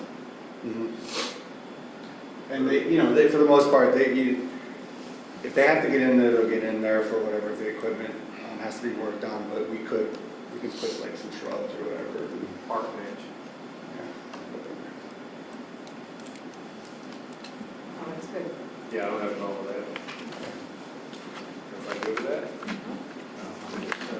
Right through the agenda items. Let's see here, civic website, I'll tell you what, it's 5 minutes till 7. Let's take a few minute break. About 5 minutes. 5 minutes. Good. Just so everybody will sleep better tonight, I just did a quick glance on there. So the reinforced concrete pipe, of course it depends on who you're asking, what organization, 100 years. High density polyethylene pipe, also 100 years. Oh, I disagree. Why? Well, first of all, concrete poured back then. Wait a minute, we don't have a break. We can't discuss this now. Oh, We're on break. Let's do it whenever we come back. It was only good for 60, 75 years. Discussion of Civic Plus website design and hosting solution proposal. City Manager Riegler, take it away. Okay, thank you. So Civic Plus, I tracked down who worked with Town of Bel Air, because that was sort of a website that we agreed was a well put together website. And I got put in touch with sales, obviously with Civic Plus, and they looked at the Town of Bel Air website with me on like a web meeting, and a bunch of other cities have similar websites. And if you flip a couple, 5 pages in, and you start seeing like Premium Design, Ultimate Designs. That's their two main layouts. Now, Town of Bel Air, as you can kind of recognize, has a similar design where it's got an image, it's got like the main tabs, and it has some different pop-ups depending on how they designed that. The difference between the Premium Design and the Ultimate Design is they look the same when you first click on the page, but with the Ultimate Design, it allows you to add more as a scroll below that main image and, hot buttons. So I'm not sure what we feel the greatest value of the Town of Bel Air website is, because I feel unless there was something specific that we wanted to have to scroll down that homepage, that we really could design it like on the premium, so it'd be like you just would see this front page, you'd have your tabs down at the bottom, you might have some widgets on the side, whether it's calendar or meetings or whatever, and that would be it. Like you wouldn't have a scroll. So people feel differently about scrolls. Sometimes people go to a page and they're not familiar with websites, they don't even know to scroll, so then you have to almost explain to them how to get to it. But the reason I bring that up is because between the Premium Design and the Ultimate Design, the pricing that you see on the front page of this packet material, that is the Premium Design. So the Ultimate Design, to have that ability to scroll on that home page, would be roughly about $1,000 more. And what you're looking at is your first investment. That includes the kind of like the design transition from your current web page to their system, and then it's a reoccurring annual fee. So the Premium Design you're looking at right now, it's priced at about $3,500, an annual service, which includes all the programming and assistance, and the web hosting and all that. To put that in perspective, the last time we did a website design with Digital Eel, which is in St. Pete Beach, that cost us $6,200 for the design. But their web hosting, after that, we paid $263 a year. So it's a much lower yearly cost. But again, I think we sort of see what we're getting. They set up the design on WordPress, and then from there it's just kind of, we're changing things out. We try to work with some different ideas with the widgets, which they'll charge us an hourly rate for when they do that. But it just doesn't, I don't feel like we really get the support to keep a well-functioning website as much as we would with using Civic Plus. Because they have a lot more things just built into their program that you put the websites together with, that just kind of make it all fit together well. But I wanted to present this tonight because this current budget year, we still have money where we could start the process of paying our initial term price of $4,200, and we'd be good at building into the budget moving forward.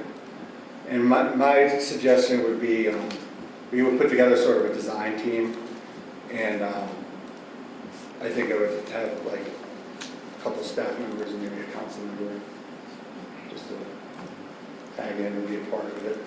Okay.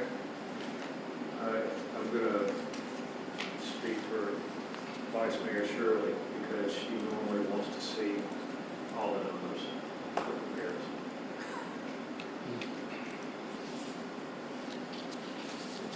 Old versus new. So you want Company that we currently, what we currently have, so what we currently pay is $263 annually, and that was after. Looks like it, I'm just gonna say, but looks like it. Yeah, and that was after. So you Pay use us the phone $6,200, price, yeah. we looks paid like $6,000 initially for that one, Yes. way back when. Okay. So we paid about $6,000 for that design. and we're doing all of the, basically, we're just adding new pages whenever something happens, but we're paying $263 a year For the web hosting, yeah. for the web So hosting. it's relatively cheap now that we have it, but again, we're not talking about. Right, and with this new company, the initial term is $4265.50. Yes. And that includes the initial design, is that correct? Yes, that includes, and all the migration of all the, because that's a lot of the work is moving all that data. That's true. And building that site. All right, and then annual recurring services, so for 2 years, we get, for roughly $3,600, we get 2 years, is that correct? No, that would That's be per year. locked in for 2 years. That's per year, so $3,500. Okay, what's the council think? Yeah, go ahead, Mr. Roberts.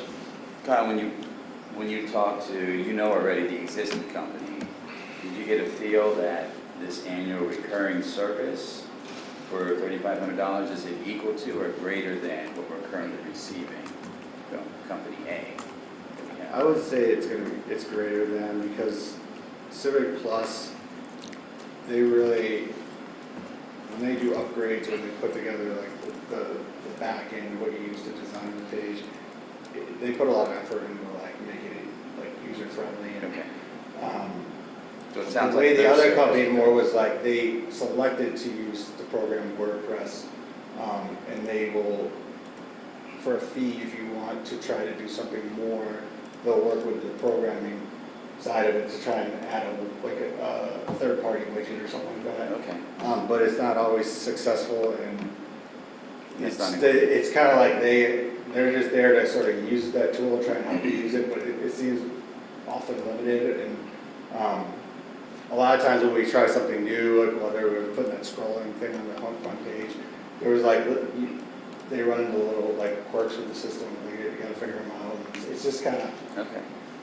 it's kind of like maybe the difference of, you know, using, like, getting Windows as your operating system or trying to use like a free shareware operating system where it's cheaper, but you expect to have the quirks to go along with it. There's an awful lot of research involved in using an open source hosting solution, such as WordPress or Joomla, something like that. Plus, you never know where the plugins actually come from. So the extensions that you want to add to it, none of them are made by WordPress. They're made by companies all over the world, and you could very well be putting something on your website as China or Russia or something like that. Either way, you have to kind of look around and guess, is this going to work or not? Then you physically install it on the website and see if it's useful. And if it's not, you kick it off and you try something else. There's a lot of work involved in doing that. It can be done if you have the manpower and you've got somebody that's focused on doing that. What I see the advantage with this company is that this is all they do. They focus on these municipalities, and looks like they've got something that seems to be working out. It's not a one-size-fits-all because they do some customization, but for the most part, they know what we would be looking for.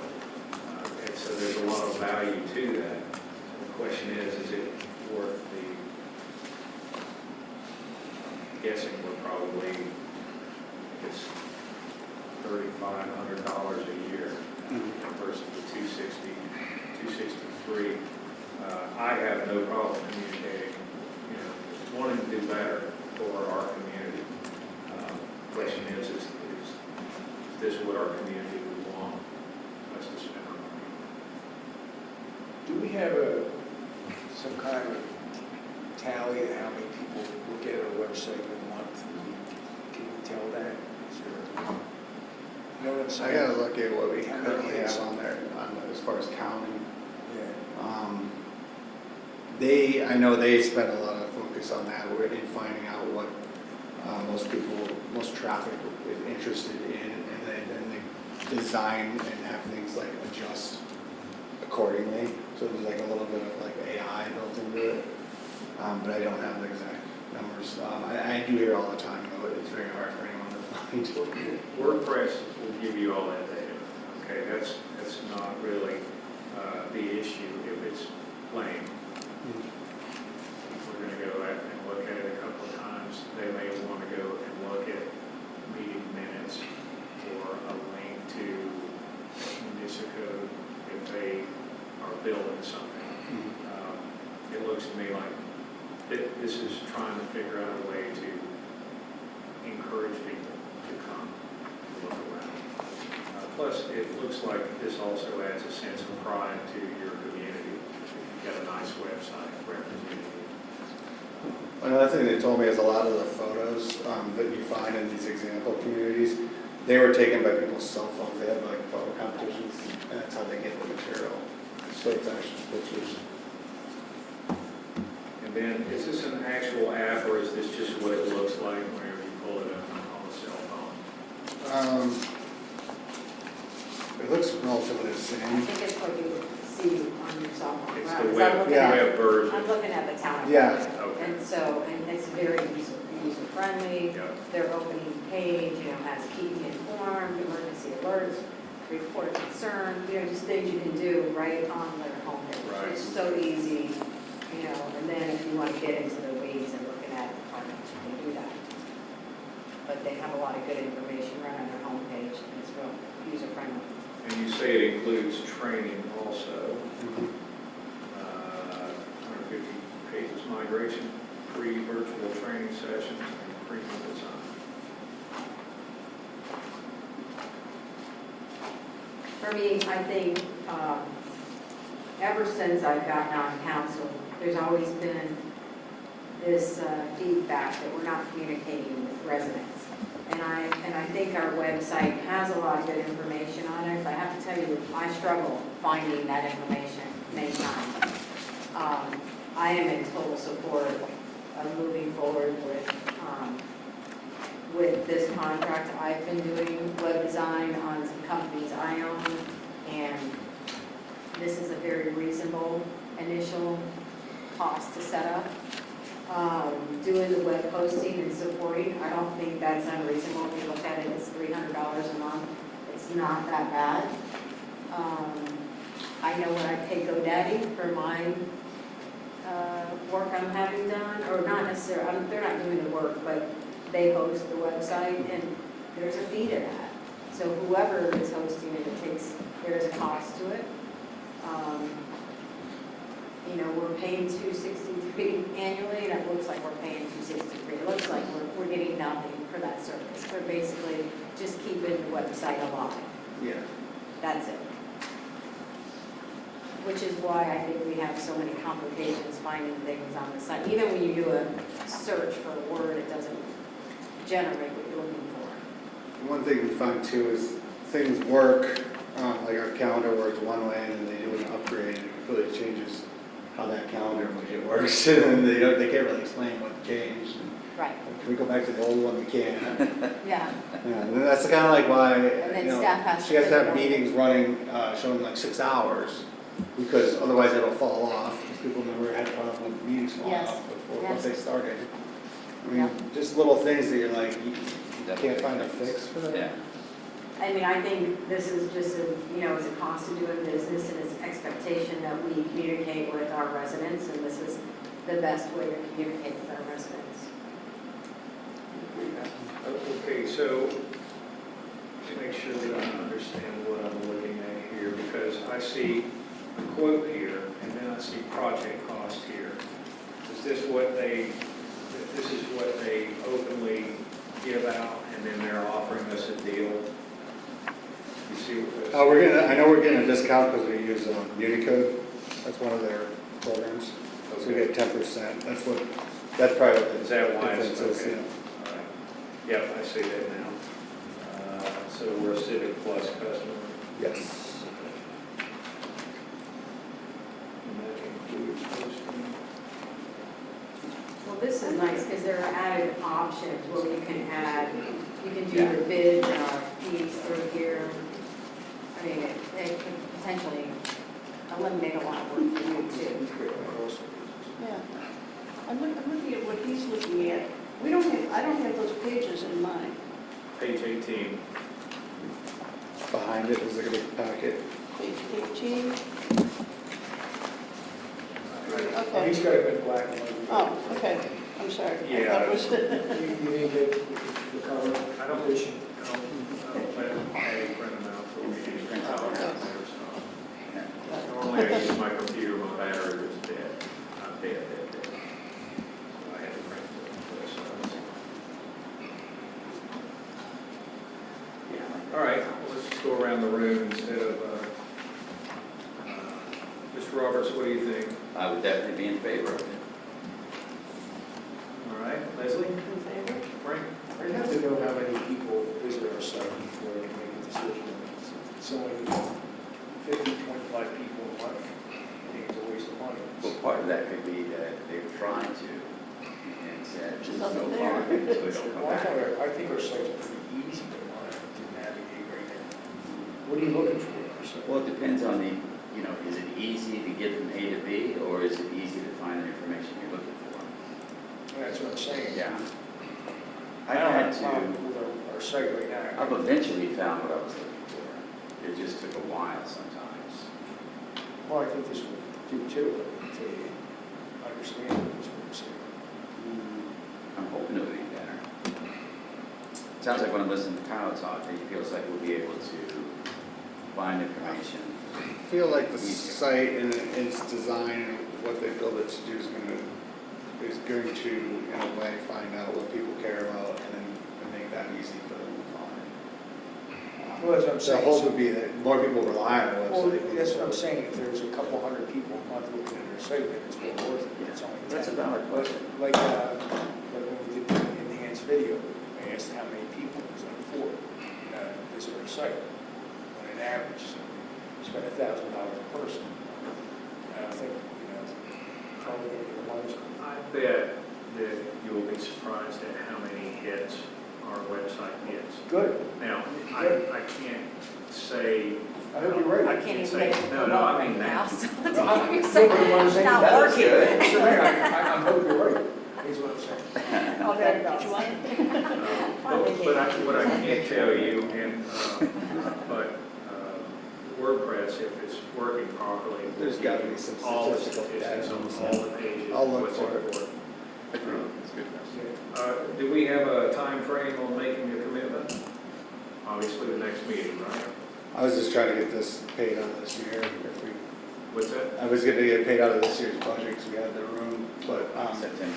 I see. it's not anything that actually, price point wise that needs, like a special approval. But I just want. Well, I'll tell you what I would be willing to do is comparing. We would be committing to the first year, and then there'd be annual recurring services. To get this price, are we committing to 3 years?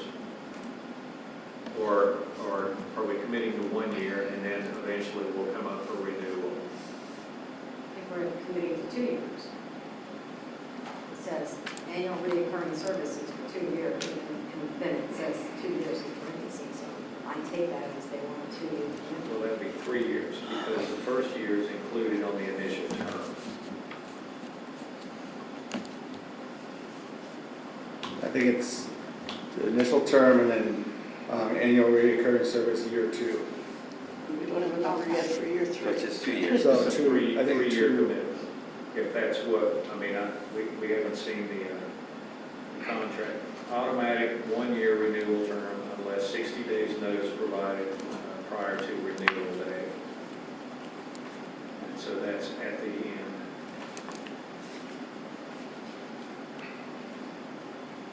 I think they're just showing us on this estimate that the annual recurring services, which would begin in year 2, is $3,500. I would just like to know if there's an out after the first year.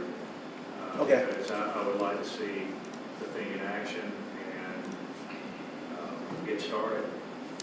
With that comment, what happens if you want to get out, do we still keep that page? Who owns the No, website? they would own this. This is all proprietary. Everything they've got, we're renting this service. Thank you.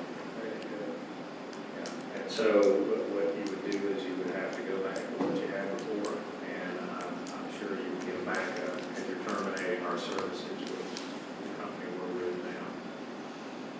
Yeah, and I think that, I'll find out about that. I think they have a responsibility to at least provide us with our content.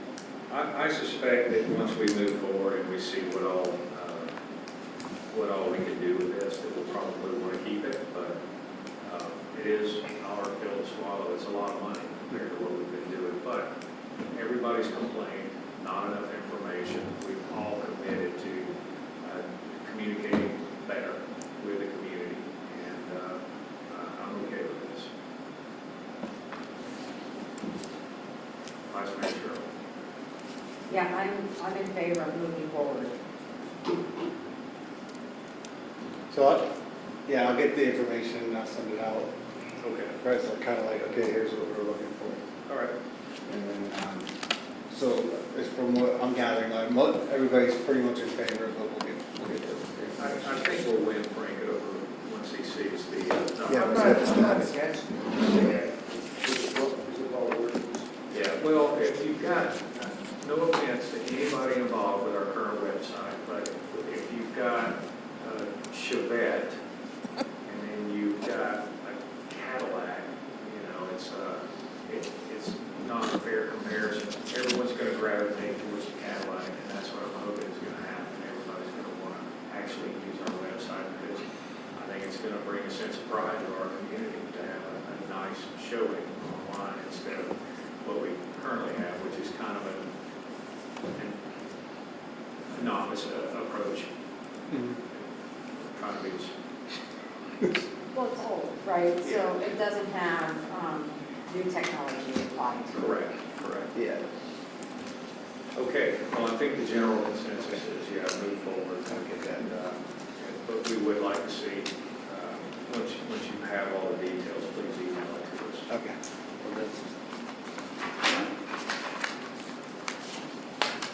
Okay, item 6, discussion of the sandbag filling attachment for tractor. Mr. Reefler. Okay, thank you. So this came up after the last event. We were kind of thinking about it, Hurricane Ian as well. But there was another, Monday during when the event before Dahlia came. It was an 11-hour day of sandbagging for the staff, and that was them and some volunteers from the community that were helping out. But over that time, we did a little over 2,000 sandbags. And this, kind of after that, the work is tough because it's just a whole day's worth of, not only being out in the heat, but, doing the shoveling and all the sand. And we just, we couldn't have done as many bags without volunteers in the community, but at the same time, it really does wear our public works staff out when they're doing that many sandbags over that period of time. So this is an idea of, the job's still going to be hot and sweaty, and people are going to be agitated just from the events happening. But we felt that this sandbag attachment, and using a machine that we already have, and it can do 20 bags at a time, is a good way to save the employees' backs, let's say, to continue storm preparation the next day, because it's not so much the first day, but it's that next day when they have to come back in early to keep going, or whatever. We had the lockdown and everything, the way the storms moved so fast, but you can just see it pop around, what I mean? So this invention is actually a sole source patented invention that City of Oldsmar purchased about 5 or 6 years ago, and they're extremely happy with what they have, and they're looking to purchase another one. And they did a demo for our community services administrator last week. And as you can see, the you know, in an 8-hour period using this SM20, which is, you know, it's a skid steer attachment, that's the attachment we have on our tractor. Their average is 4,800 bags over an 8-hour period. So the idea would be just to enhance how fast we can make these sandbags when we have an event come. And also, you know, less wear and tear on everybody involved. And I also feel like we could still have piles of sand, we could still have other options to fill the bags if people want to fill their own. But at the same time, we can have a whole nother 20-yard pile of sand right now at the end of this cul-de-sac where you're working with a tractor and you're dropping 20 bags at a time, coordinating, you know, people loading their cars and the time they go. And I think, you know, for the price point of this, as you can see, it's with the bags, you're getting 4,000 sandbags, you get about $1,200. Or sorry, $12,000. But just wanted it to be considered, maybe hear your input, because we do have some funds available in Public Works operating budget that would be, this would be capital equipment, but it would be within our budget to make a budget and get sandbag loading. In this year's budget. In this year's budget, yeah. To be used. This fits on our existing tractor, or whatever you want to call it. Yes. So I have a question. We had a limit of sandbags, and did they actually stop any water? I think In they the did. cases where they were placed around, were they actually keeping liquid from going? I'm not discounting sandbags. No. What I'm discounting is the amount of sandbags that we distribute, and was it actually enough? No, not 20. It should have been like 40. Well, I think part of the problem is education about how you properly stack a sandbag to stop water. And that's what I saw, was people were just slopping sandbags around, and I didn't think that they were doing anything. And so I would say that I would be willing to do this, but we definitely would need to raise our limit. I mean, if that thing did what we expected, they should have been driving cars, reloading all day long, getting ready and stacking sandbags to stop the water. And unfortunately, I think that some of the people that did receive water damage, if their sandbags had been stacked correctly, it would have stopped it. But I think that's something we could, again, back to the website. I know the county actually has information on that, about how to properly use sandbags. And of course, you don't just use sandbags, you have to have some type of visqueen, plastic behind it. Otherwise, you're just smoking in the wind. right. So maybe that's something we could put on our website that says, you know, you could be out there with the crew and showing like a little demo, here's how you do this, because you're exactly right. If they don't do it properly, it's a waste of time. Definitely, they need more than 20. Oh, even understand. I mean, Yeah. this was nothing, and people flooded. So, I have a question. Are these poly bags they have quoted on here, are they proprietary to this? They are proprietary, but they are not much more. Pretty cheap, 37 cents or something. Yeah, and, you know, we talked to City of Oldsmar about that, and they said the other prices remain the same for these bags, and, you know, I'm sure. This doesn't tie, right? No, It's just, I know, I'm a little confused with what I'm seeing. I wonder how do you attach it to the mechanism?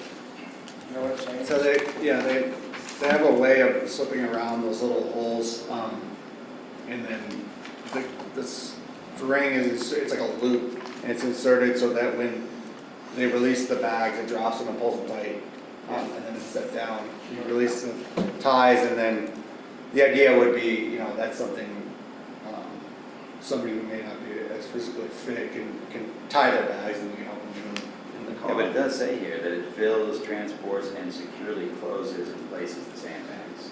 So it does, that was gonna be one of the questions I was gonna have, though. I mean, I noticed when people were filling them out here on their own, some people weren't quite as smart like me. I would fill that thing all the way up because I wanted more space to be covered. That's pretty heavy. You know, it's full. Other people were filling them like halfway. Well, that's not But much of the size but how of the effective, bag. that's what, I wonder when Aaron went over there, did he actually see the bag? Were they, how much did each bag? It should be about 2/3 full, Fill, yeah, but how much do those bad boys weigh? That looks about pretty 40 heavy. pounds. This looks pretty heavy. And that bag there was about 7. I was gonna say, That's a exactly. big bag. That's a pipeline bag, and if you see, Yeah, if you see the guys in there, they're using, well, there's a pipeline, okay? So you're filling up higher than what you, that's for support. and those guys are bigger than me. Yeah, but what I'm saying, that's for support, that's not for stopping. They're younger. Here it is. I don't know if everybody can see that. Yeah. Yeah. Okay, there we go. I mean, if we're gonna Oh, continue I to see. fill bags, I think this is the right thing to do. Do you want to hear, Mr. Mayor, what one resident suggested? Sure. Bring in prisoners. Oh. And I'm sure they'll go home with you. That's the last thing. We're telling our friends.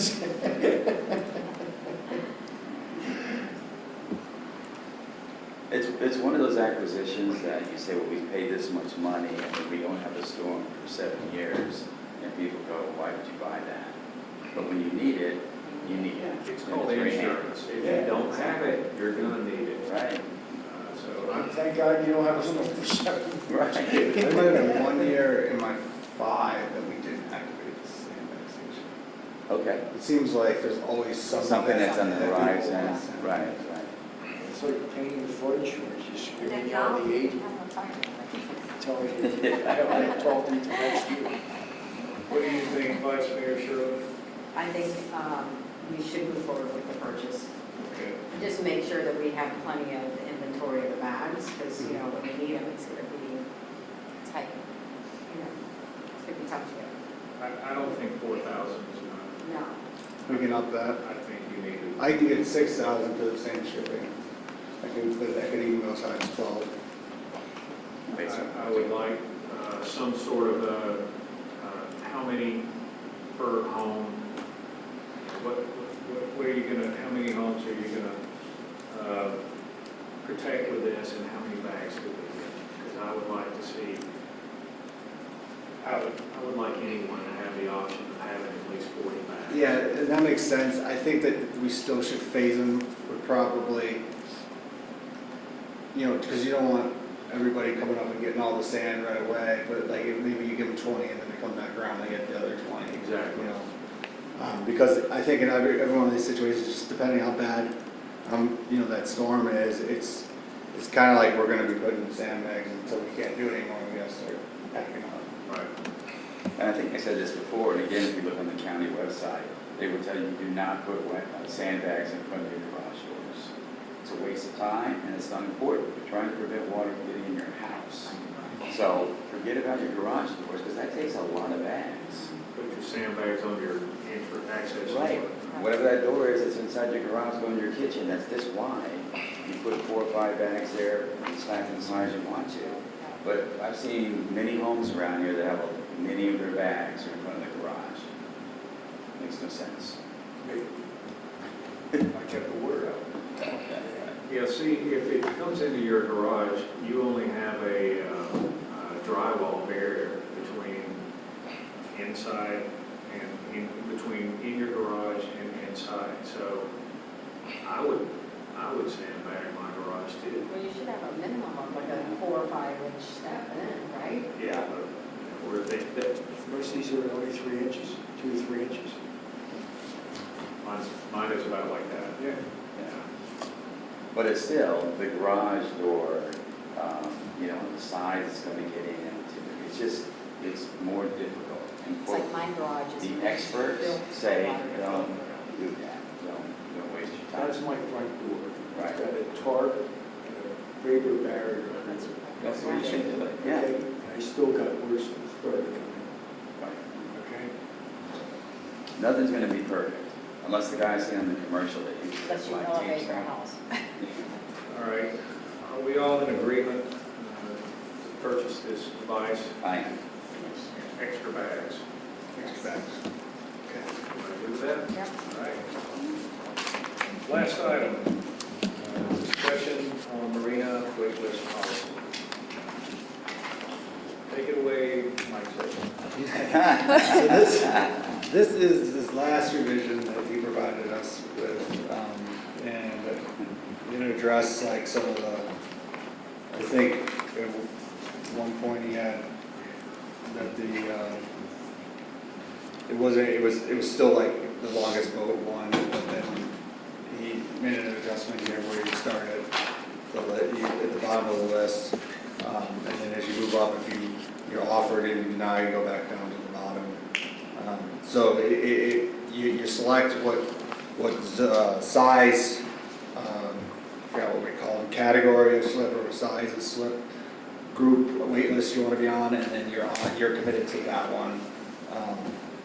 So then at that point you're on there by the date you got on versus you're not getting jumped by the guys with the longer boat in that group. And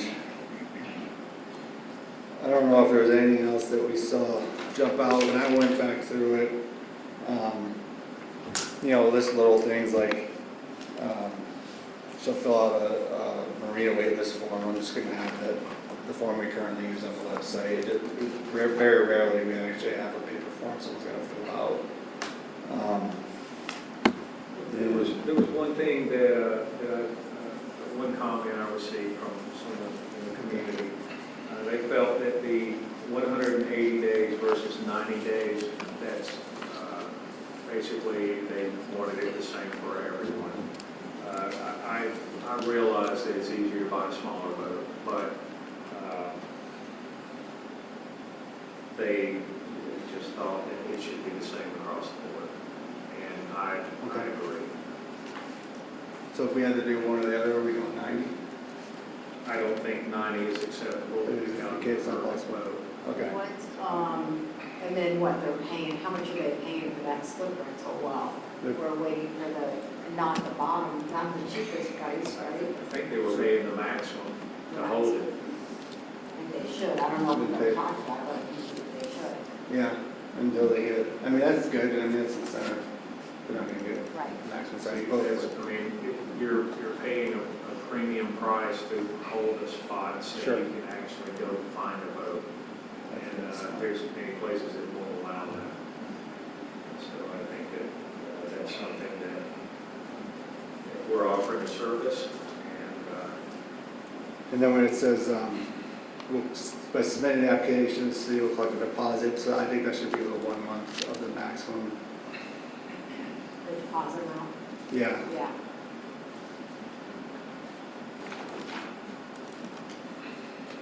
and then, it says, once the applicant is notified of the open slip and accepts, the rent will begin from the slip prorated for that month. But I wanted to put something in there that each waitlist applicant will get 72 hours. Because you gotta have some kind of, like, from when we notify, we call them, leave a message, email their email address. And then from there, it's like, you gotta set a time limit Oh, yeah, I to think get them to that's commit. good. 72 hours? Yeah. that's fair. Yeah, to get back, yeah, I want this slipper, I don't want the slipper, give it to the next guy, right? That's all you. That's what I was thinking, that's what I had done in the past, it seemed to work, doing like anything on 72 hours. What if you can't reach them in 72 hours? Good question. Maybe it's 72 hours upon, I mean, you're the next in line, and I can't reach you. At what point do you say, I've done everything I can, I'm moving on to the next person? I would say, like, and we can explain this maybe in the waitlist application, that we will call the number, leave a message, and we'll email it, the email address. And from there, the clock starts. And if you don't respond in 72 hours, then you're out. So you require email and a phone. I think, yeah, try to make it both Yeah, ways. that's If fair. you're overseas or something. Yeah. just, we agree You'll that- get one of those communications.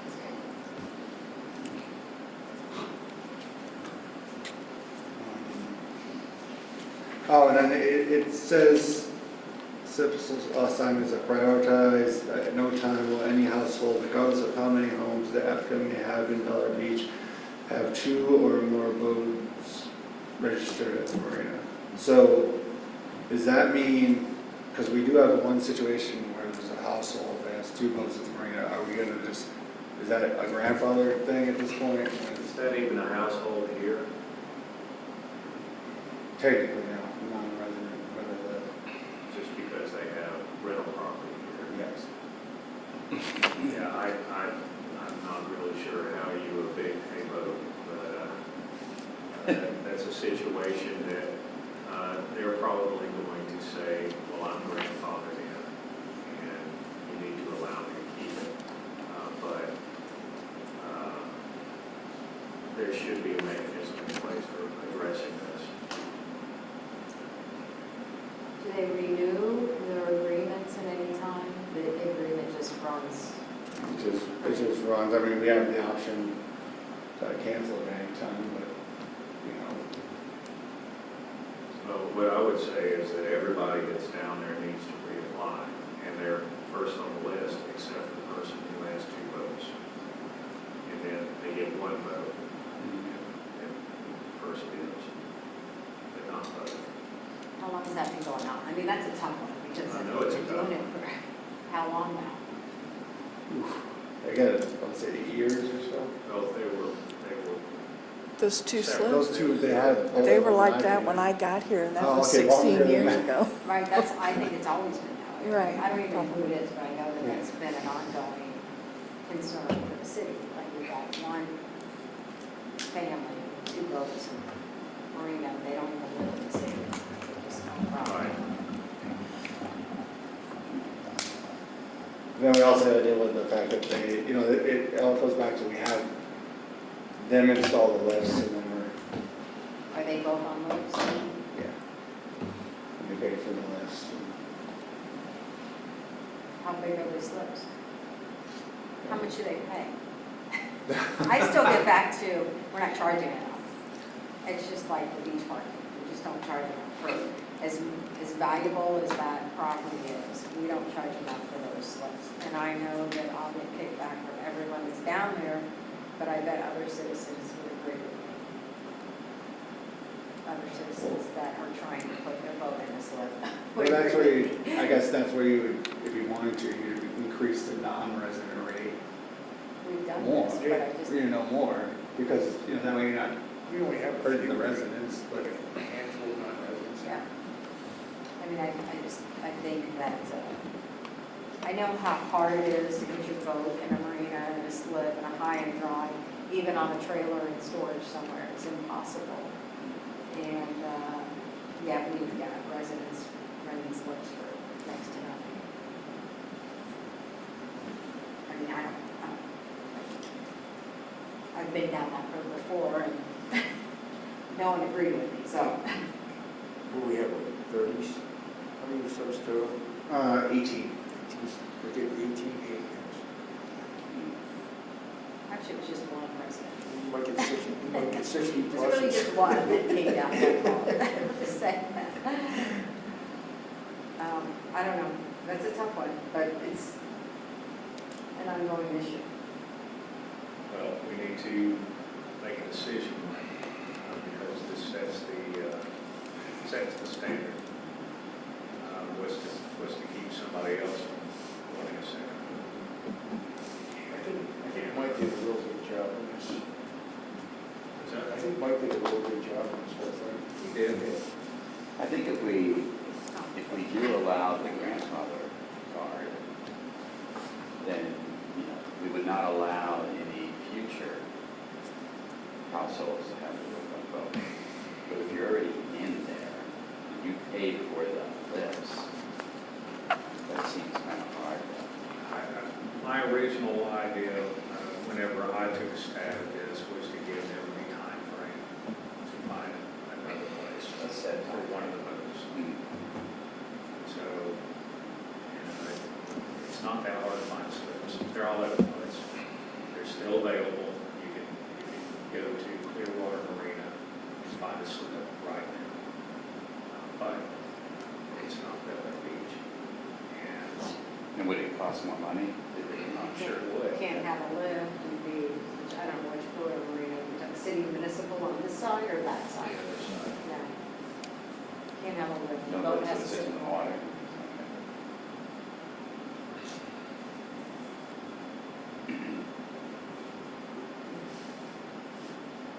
And you said both the boats are on lifts? They don't have a Yes. big boat that's in water?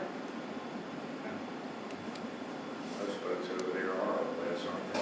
All the three. I think there's a couple that are in the water. Two.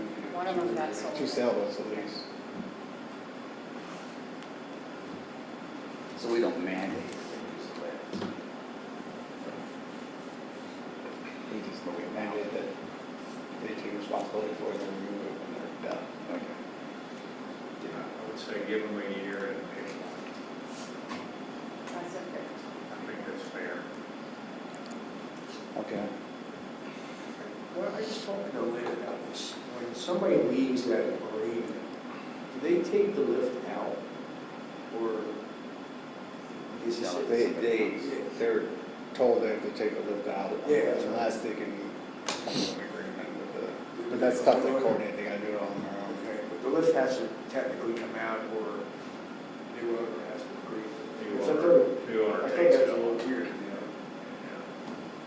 And the problem is no one most people don't maintain their lifts. And, that's why we have, our neighbors where the boats are hanging off the, because they didn't maintain the lift. So we don't want to take that responsibility as a city. Yeah. It's a big deal maintaining one.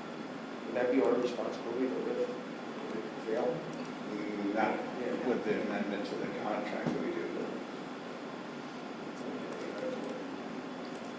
Yeah, I think that's fair, Dave. A 1-year notice and just, with an explanation of we have such a long waiting list and we're limiting the, one boat per household. so maybe I could clean up this, and then we could, I'll lay out, 'cause this didn't include the different categories that we had before, but kind of lay out the fee structure of the categories, and then can we pass this policy by resolution and somehow include the new, because they're trying to wean them down to one boat per family within a year? I mean, we can definitely pass a resolution as far as the procedural elements of getting the new marina policy codified or established. As far as the phasing any single slip owner down from 2 to 1, I'd want to look at that a little bit more than I have the option of doing at this moment, especially given some of the history of that. I just want to make sure that I'm guiding you right, and I don't feel comfortable doing that on the fly at this moment. All right. I would like to see, they talk about Exhibit A, the marina wait list form, and Exhibit B, the annual confirmation of interest form. Can we get copies of those? I'd like to change that around to something more electronic, because Okay. for the last 5 years, I've been doing it via email. It's just a lot quicker to turn around. And then, yeah, like I said, we've changed that form to the website. But, I mean, I want to reword that. Okay. And then look at that, the way the section 2A is written. I think that language can be cleared up. No more than one boat, right now it should have 2 or more boats registered to the marina. That sentence could be cleared. Yeah. Just kind of focus on it. And I'll get Attorney Moore to review as well. And then it was always the licensee, and for some reason you wanted to change it to renter, but I believe our agreement says licensee, so I was going to change that back. Have her, So whoever has the license of the boat also is the runner of Yeah, it's slip, just and so, a, yeah, there's yeah. not, it's a license agreement. because look, I could go rent the slip and then give it to, Yeah, they kind Frank. of set, so these, yeah. who doesn't live in the community, right? When do we receive a cleaned up copy of this?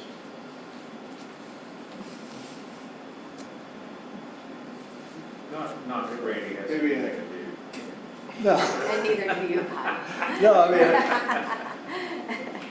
and I want to kind of like, I think a safe date would, I would say, the November meeting, because I'd like to go over the actual agreement too. Yeah, I'd like to see it all together, and then also pricing, and just kind of, again, a recap of where we're at versus, I mean, just where we're at, is what we're charging currently. Sure. And what the new price structure will look like, so we can all agree that that's. We've been talking about this for years now, and if we have to wait another month to get wrapped up, so I'm glad to see there's some progress being made on this. Any other questions or comments about this topic? No. General business, do we have any general business? We have, because of members Zabel resigning, we have to do new signature cards for our accounts. But in discussion with Vice Mayor, I think instead of getting everybody's signature, I don't think we really need to get every council member's signature.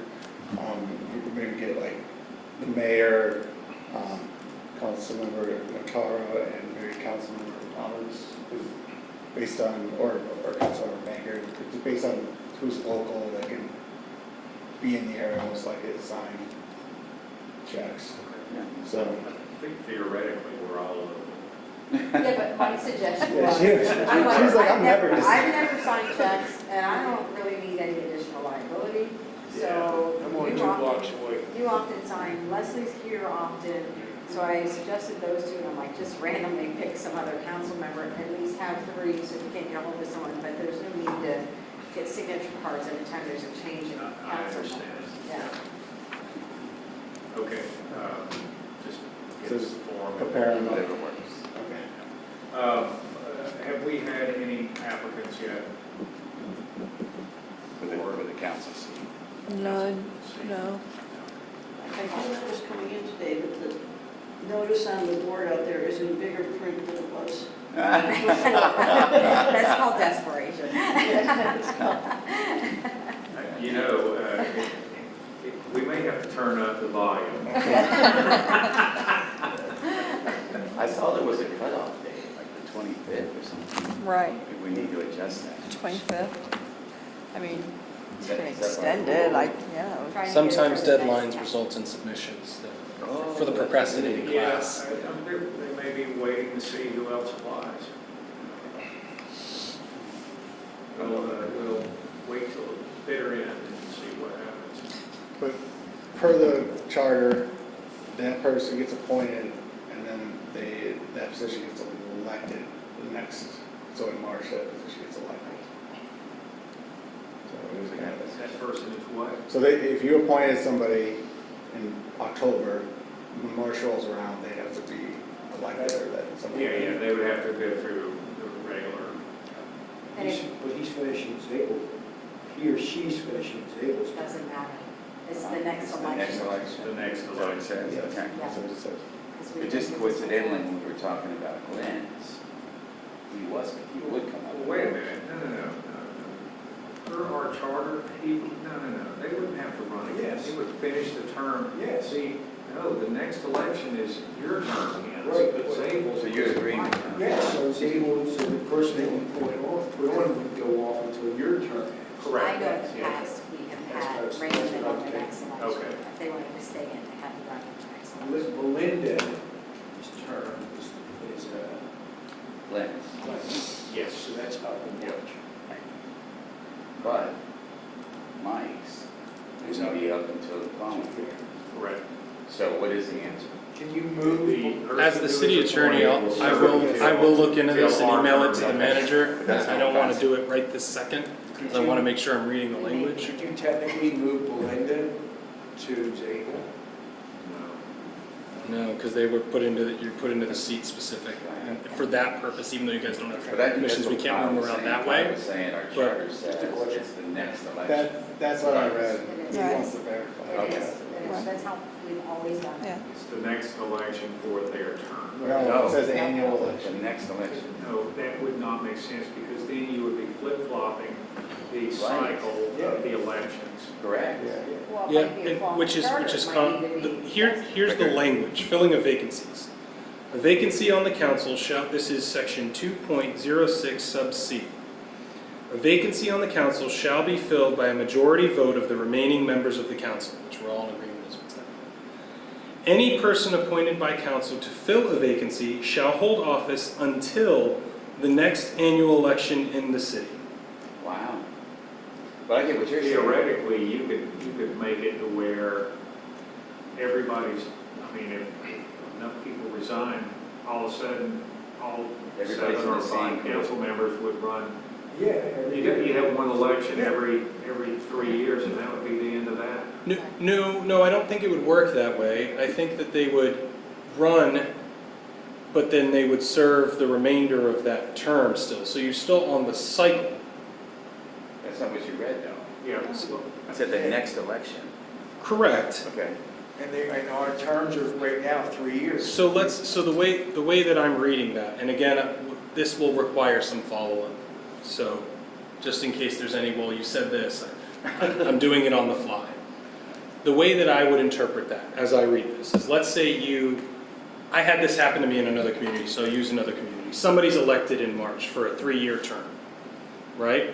And then in May, they realize all the stuff they wanted to do, they can't do. And they say, you know what, I'm not sitting around for 3 years to do that. And so the council says, fine, we'll appoint somebody. And then you get to March, that happens in March 2024.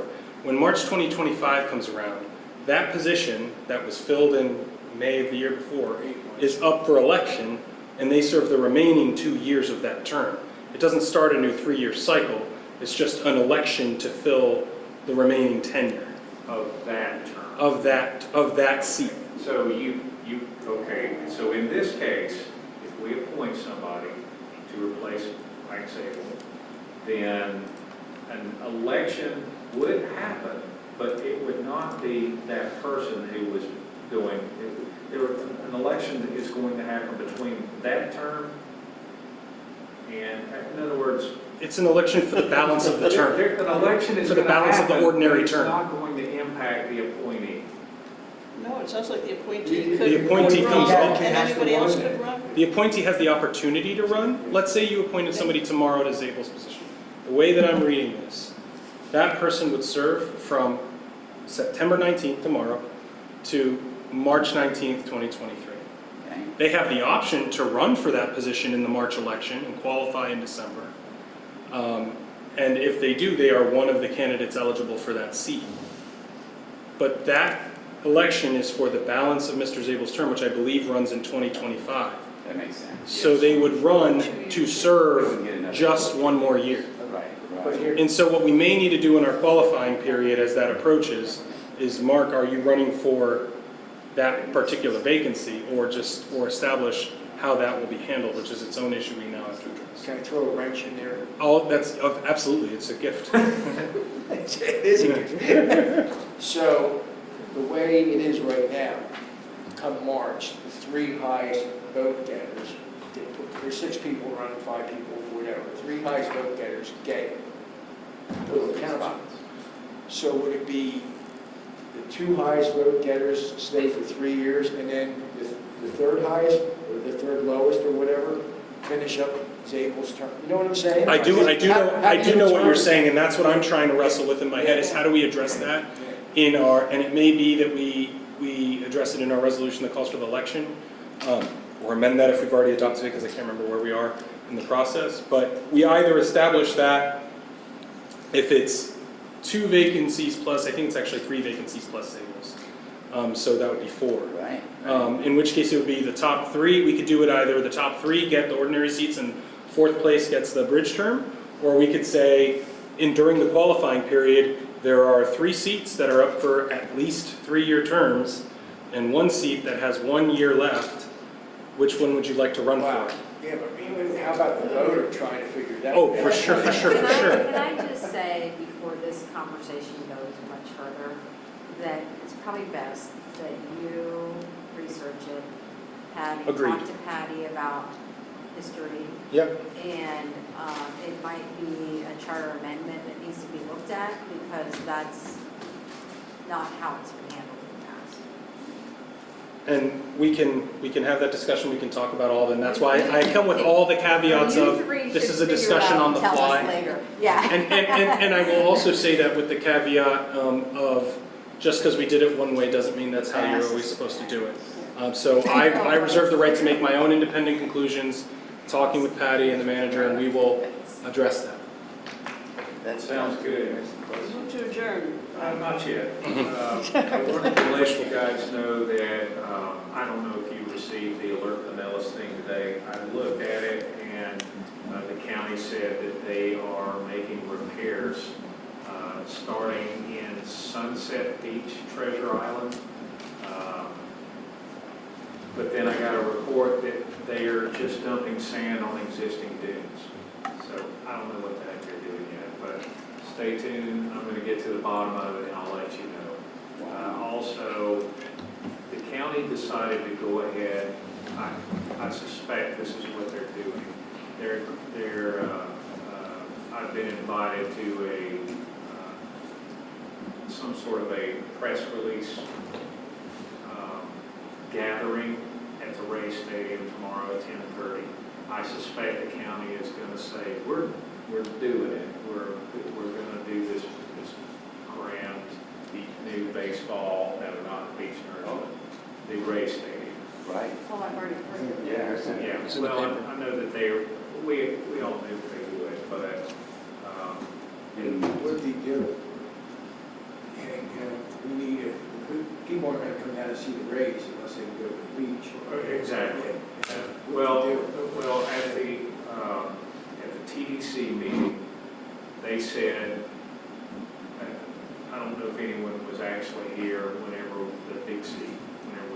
we hosted the Big C. They painted a picture of doom and gloom that if they funded it themselves, we were all going to go broke. FEMA would turn their backs on us. You see this Army Corps won't budge. Well, that includes FEMA. They're not doing anything for us anyway, as far as replenishing the sand on our beaches. But they said there's no way we can do it, and they danced all around. Well, at the joint TDC meeting, it was the Board of County Commissioners and the TDC. Janet Long said, we have the money to do everything. So they've got the money to do the Ray Stadium, they've got the money to re-nourish our beaches, they've got the money to do something for the Phillies, and they've got the money to do a project over on Toy Town for a sports complex. Well, let's keep the Phillies side. Anyway, my point is that suddenly they have this unlimited, Well, have you seen how much you're charging in taxes? I mean, that's. well, it's bed tax. That's where all these projects come from. It's not what we're being charged at home. It's for if you are a hotel. Yeah, but the assessments are ridiculous that they're hitting the residents with too. But he said it, and everyone said it, you're not gonna get a bed tax if you don't have people going to the beach. Right. You know, so, Well, right now, what I'm getting from them is that they're only going to nourish the most damaged beaches. And I say to them that they're all damaged, and what the heck. How do you assess that? So I spoke to Kathleen Peters, and she walked up to me at the end of the meeting, and she said, I was able to do a flyover, and I looked at all of the beaches, and Bel Air Beach was by far the worst. She said that Sunset Beach and Treasure Island was number 2, and that North Reddington Beach was number 3. So why they decided to go and dump sand on an existing dune in Treasure Island, I have no idea. but I'm gonna ask some tough questions in Well, that's the good. next couple of days and try to find out what's the plan, what's the real plan. Because so far, I've not heard any plan other than we're gonna do some places that need sand. Here's Sixth Street at 3 o'clock today, the tide going out. Yeah. There's nothing. It's awful. Another thing is that I've been speaking with Kyle. A certain representative assured me that she should be able to get us some money to help with storm damage. And so I asked Kyle what's damaged, and he said $400. And come on, man. You can do better than that. No, I mean, like I said, most of the damage, most of our loss was the beach. But if you want to tie into, if we're going to try and extend those boardwalks, That's the damage. There's no sand underneath, and our beaches are inaccessible right now. So I pretty quickly came up with a better number, and I'll pass that along, and we'll see if that person is able to come through for us. Good. But I'll also let you know that what she's trying to do is piggyback on the damage that happened at Indian Rocks Beach. So we're, because they lost Yeah. a lot of accesses there at They Beach did. Road. Same deal. So maybe they'll come through. So that's something that we talked about is, extending those walkovers, because I mean, it's a good 4-foot drop. No, yeah, it is. You can't, And they're wherever you unusable. tape it up, it's gone now, so. I know last I heard Indian Rocks is doing stairs. I want to see what the cost would be for both. And again, right now, if you keep the same angle, it looks like it's going to extend, the ranch is going to extend 10 to 12 feet, which will pretty much put it in the water most of the time. Maybe we can bend it so, go up the beach or something like that. Yeah, look at some options. I mean, or maybe do stairs in one and then at least have one that's like accessible to the It looks like Indian Rocks has pulled some of the planks up and you just come right on the beach now. And you've got the walkway railings, but you don't have no planks now on some of the accesses because there's no place to go there. We still have dunes under ours. Yeah, we got them. Yeah. Yeah. Still dunes. And the reason we have the angles we do is because the state required us to be like 18 inches, 2 feet clearance over the dune. So people wonder why we have such steep They have to be angles. This is ADA. what, no, you can't. It doesn't have to be No, it ADA. doesn't have to be ADA. It would have took a lot more ramp, like an ADA, so we. I mean, they can, Morgan Street, that's ADA compliant, right, to get out to the beach. But, so you're trying to figure out a plan, but I would say make sure that we get that in the budget, get that done, started sooner rather than later. It's been a while. Right, and it's gonna, I mean, I've gone out there and I'm like, I'm not jumping off of that. I don't know how to get back up if I move down to the beach. it's gonna be tough. 5 feet to tall get- and it's about. There's a lot of boardwalks Yeah. being rebuilt right now, so. Careful. That'd be That'll sight to require see. permitting too on it. You gotta get the state permitting for the beach, and that's another thing, how far out they gonna let us put stuff. I see. All right, any other general business? I know when we hired Kyle, it was for a 2-year freeze, but I think he's been exceptional to the city. He put a lot of dedication in. I think he deserves a raise like every other employee this year, especially with Biden now he's facing as a family. I think this council should really take consideration giving him at least the same raise every kind of employee. I'm sure other people are even looking at it in other cities right now. I would hate to lose him. But I think this council should give him a 5% raise. I think he's well deserved.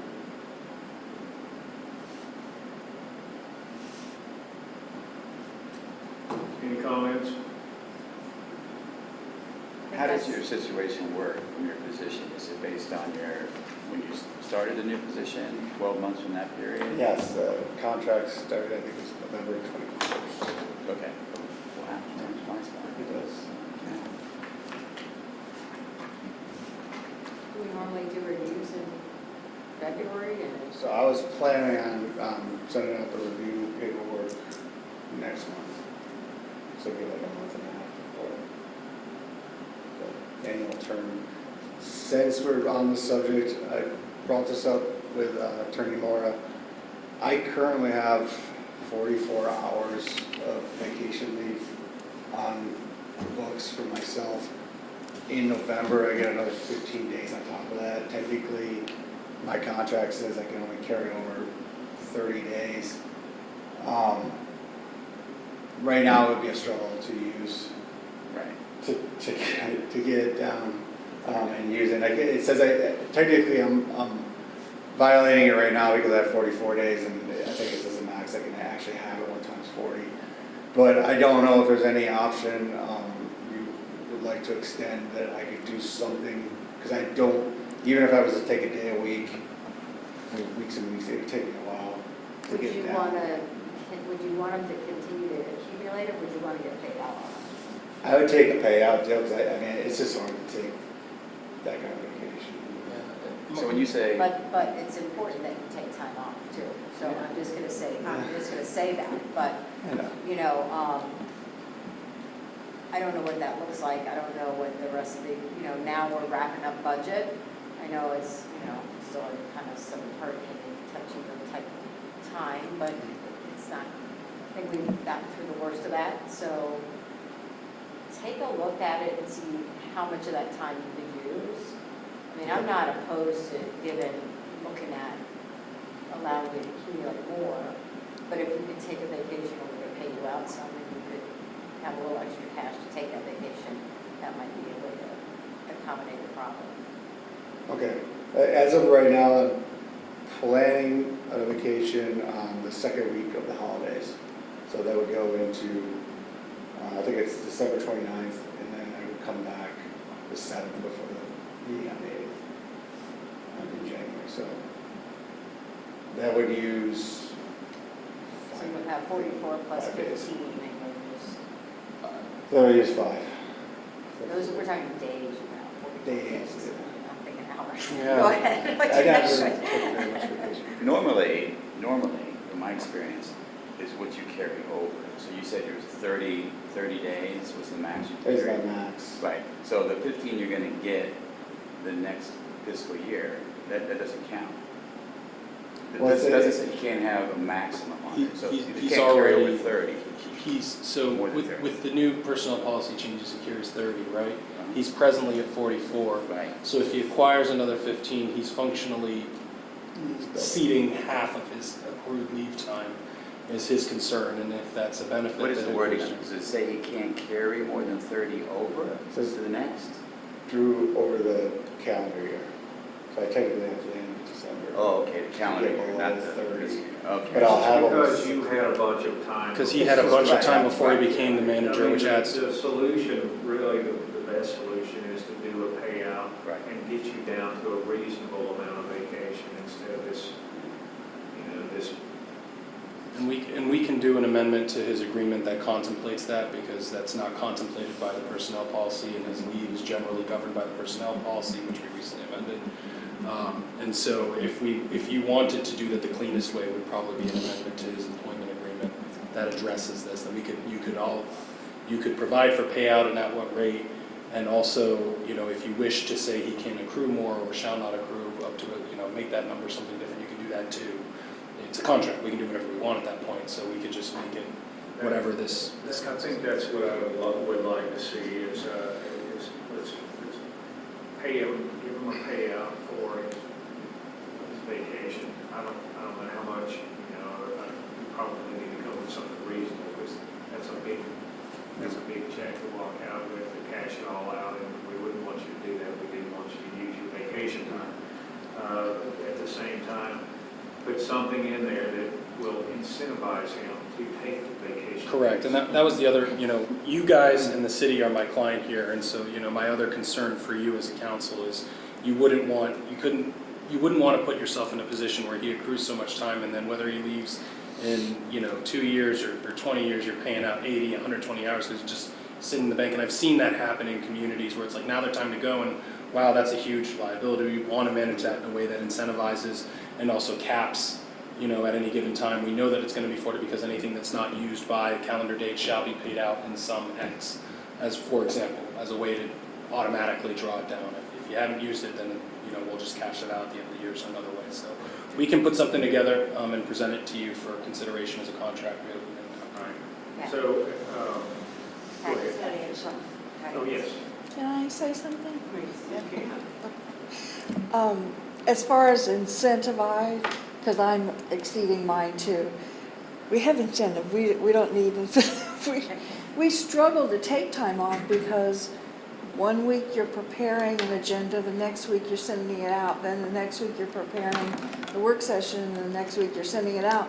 So it's kind of like we struggle to find time, unless you take 2 days before the agenda or 3 days after. Well, I heard that loud and clear. He would be back for the meeting on the 8th, and I'm like, why don't we just push the meeting out another week so you could actually take a vacation and not take 5 days and come rushing back to me for a meeting, Yeah, Well, as a. so it's not intentional. No, but see, the table is turned a little bit as a good manager with a good administrative assistant.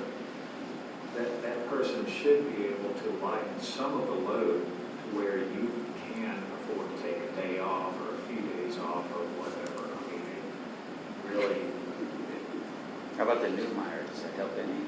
eventually, when she's trained, right?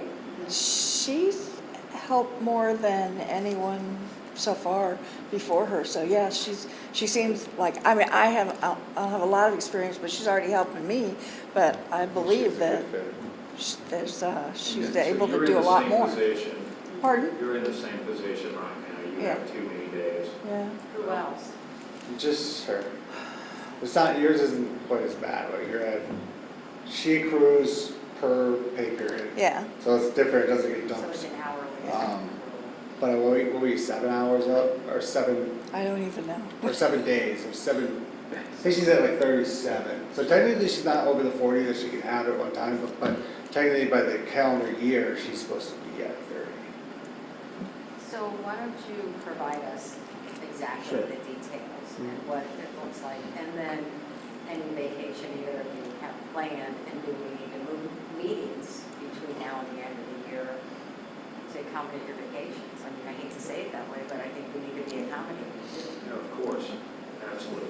No, I don't mean to complain or anything. No, I'm just no. trying to Yeah. explain why we have so You much. should be able to take a full Yeah, week we off. want you to Yeah. get some rest. We want you to not have to talk to them or look at us or whatever. That's my worry. These people are putting in too much time. We're not rewarding them enough. We're a small community, and we will do everything we can to work around you. And as far as Mr. Baker's comment about we're not paying people enough, I tend to agree. But on the other hand, we have to do this in a way to where we're not straying from our agreements. So, whatever, I would like for us to at least get to the reviews, and then that way, once we have the reviews done, we can sit down as a group and decide what it is we'd like to do. Okay. So your leave structure, if I remember correctly, you don't have a separation of sick I and do have a vacation. separation. I opted to keep, because I had a lot of sick time. Okay, as keep it well. separate, okay. Yeah. Okay. And Patty's, I'm sure the same way, you got sick and annual, right? Yes. Now, you can't donate your leave, like if you want to give your leave to me, I can give my take leave time to off. a coworker. I'll tell you what, she can give you as much time as she wants to, but you have to adhere to the rate of pay that you get. I accept. That's your rate of pay. Yeah, you're ready. Yeah, your rate of pay.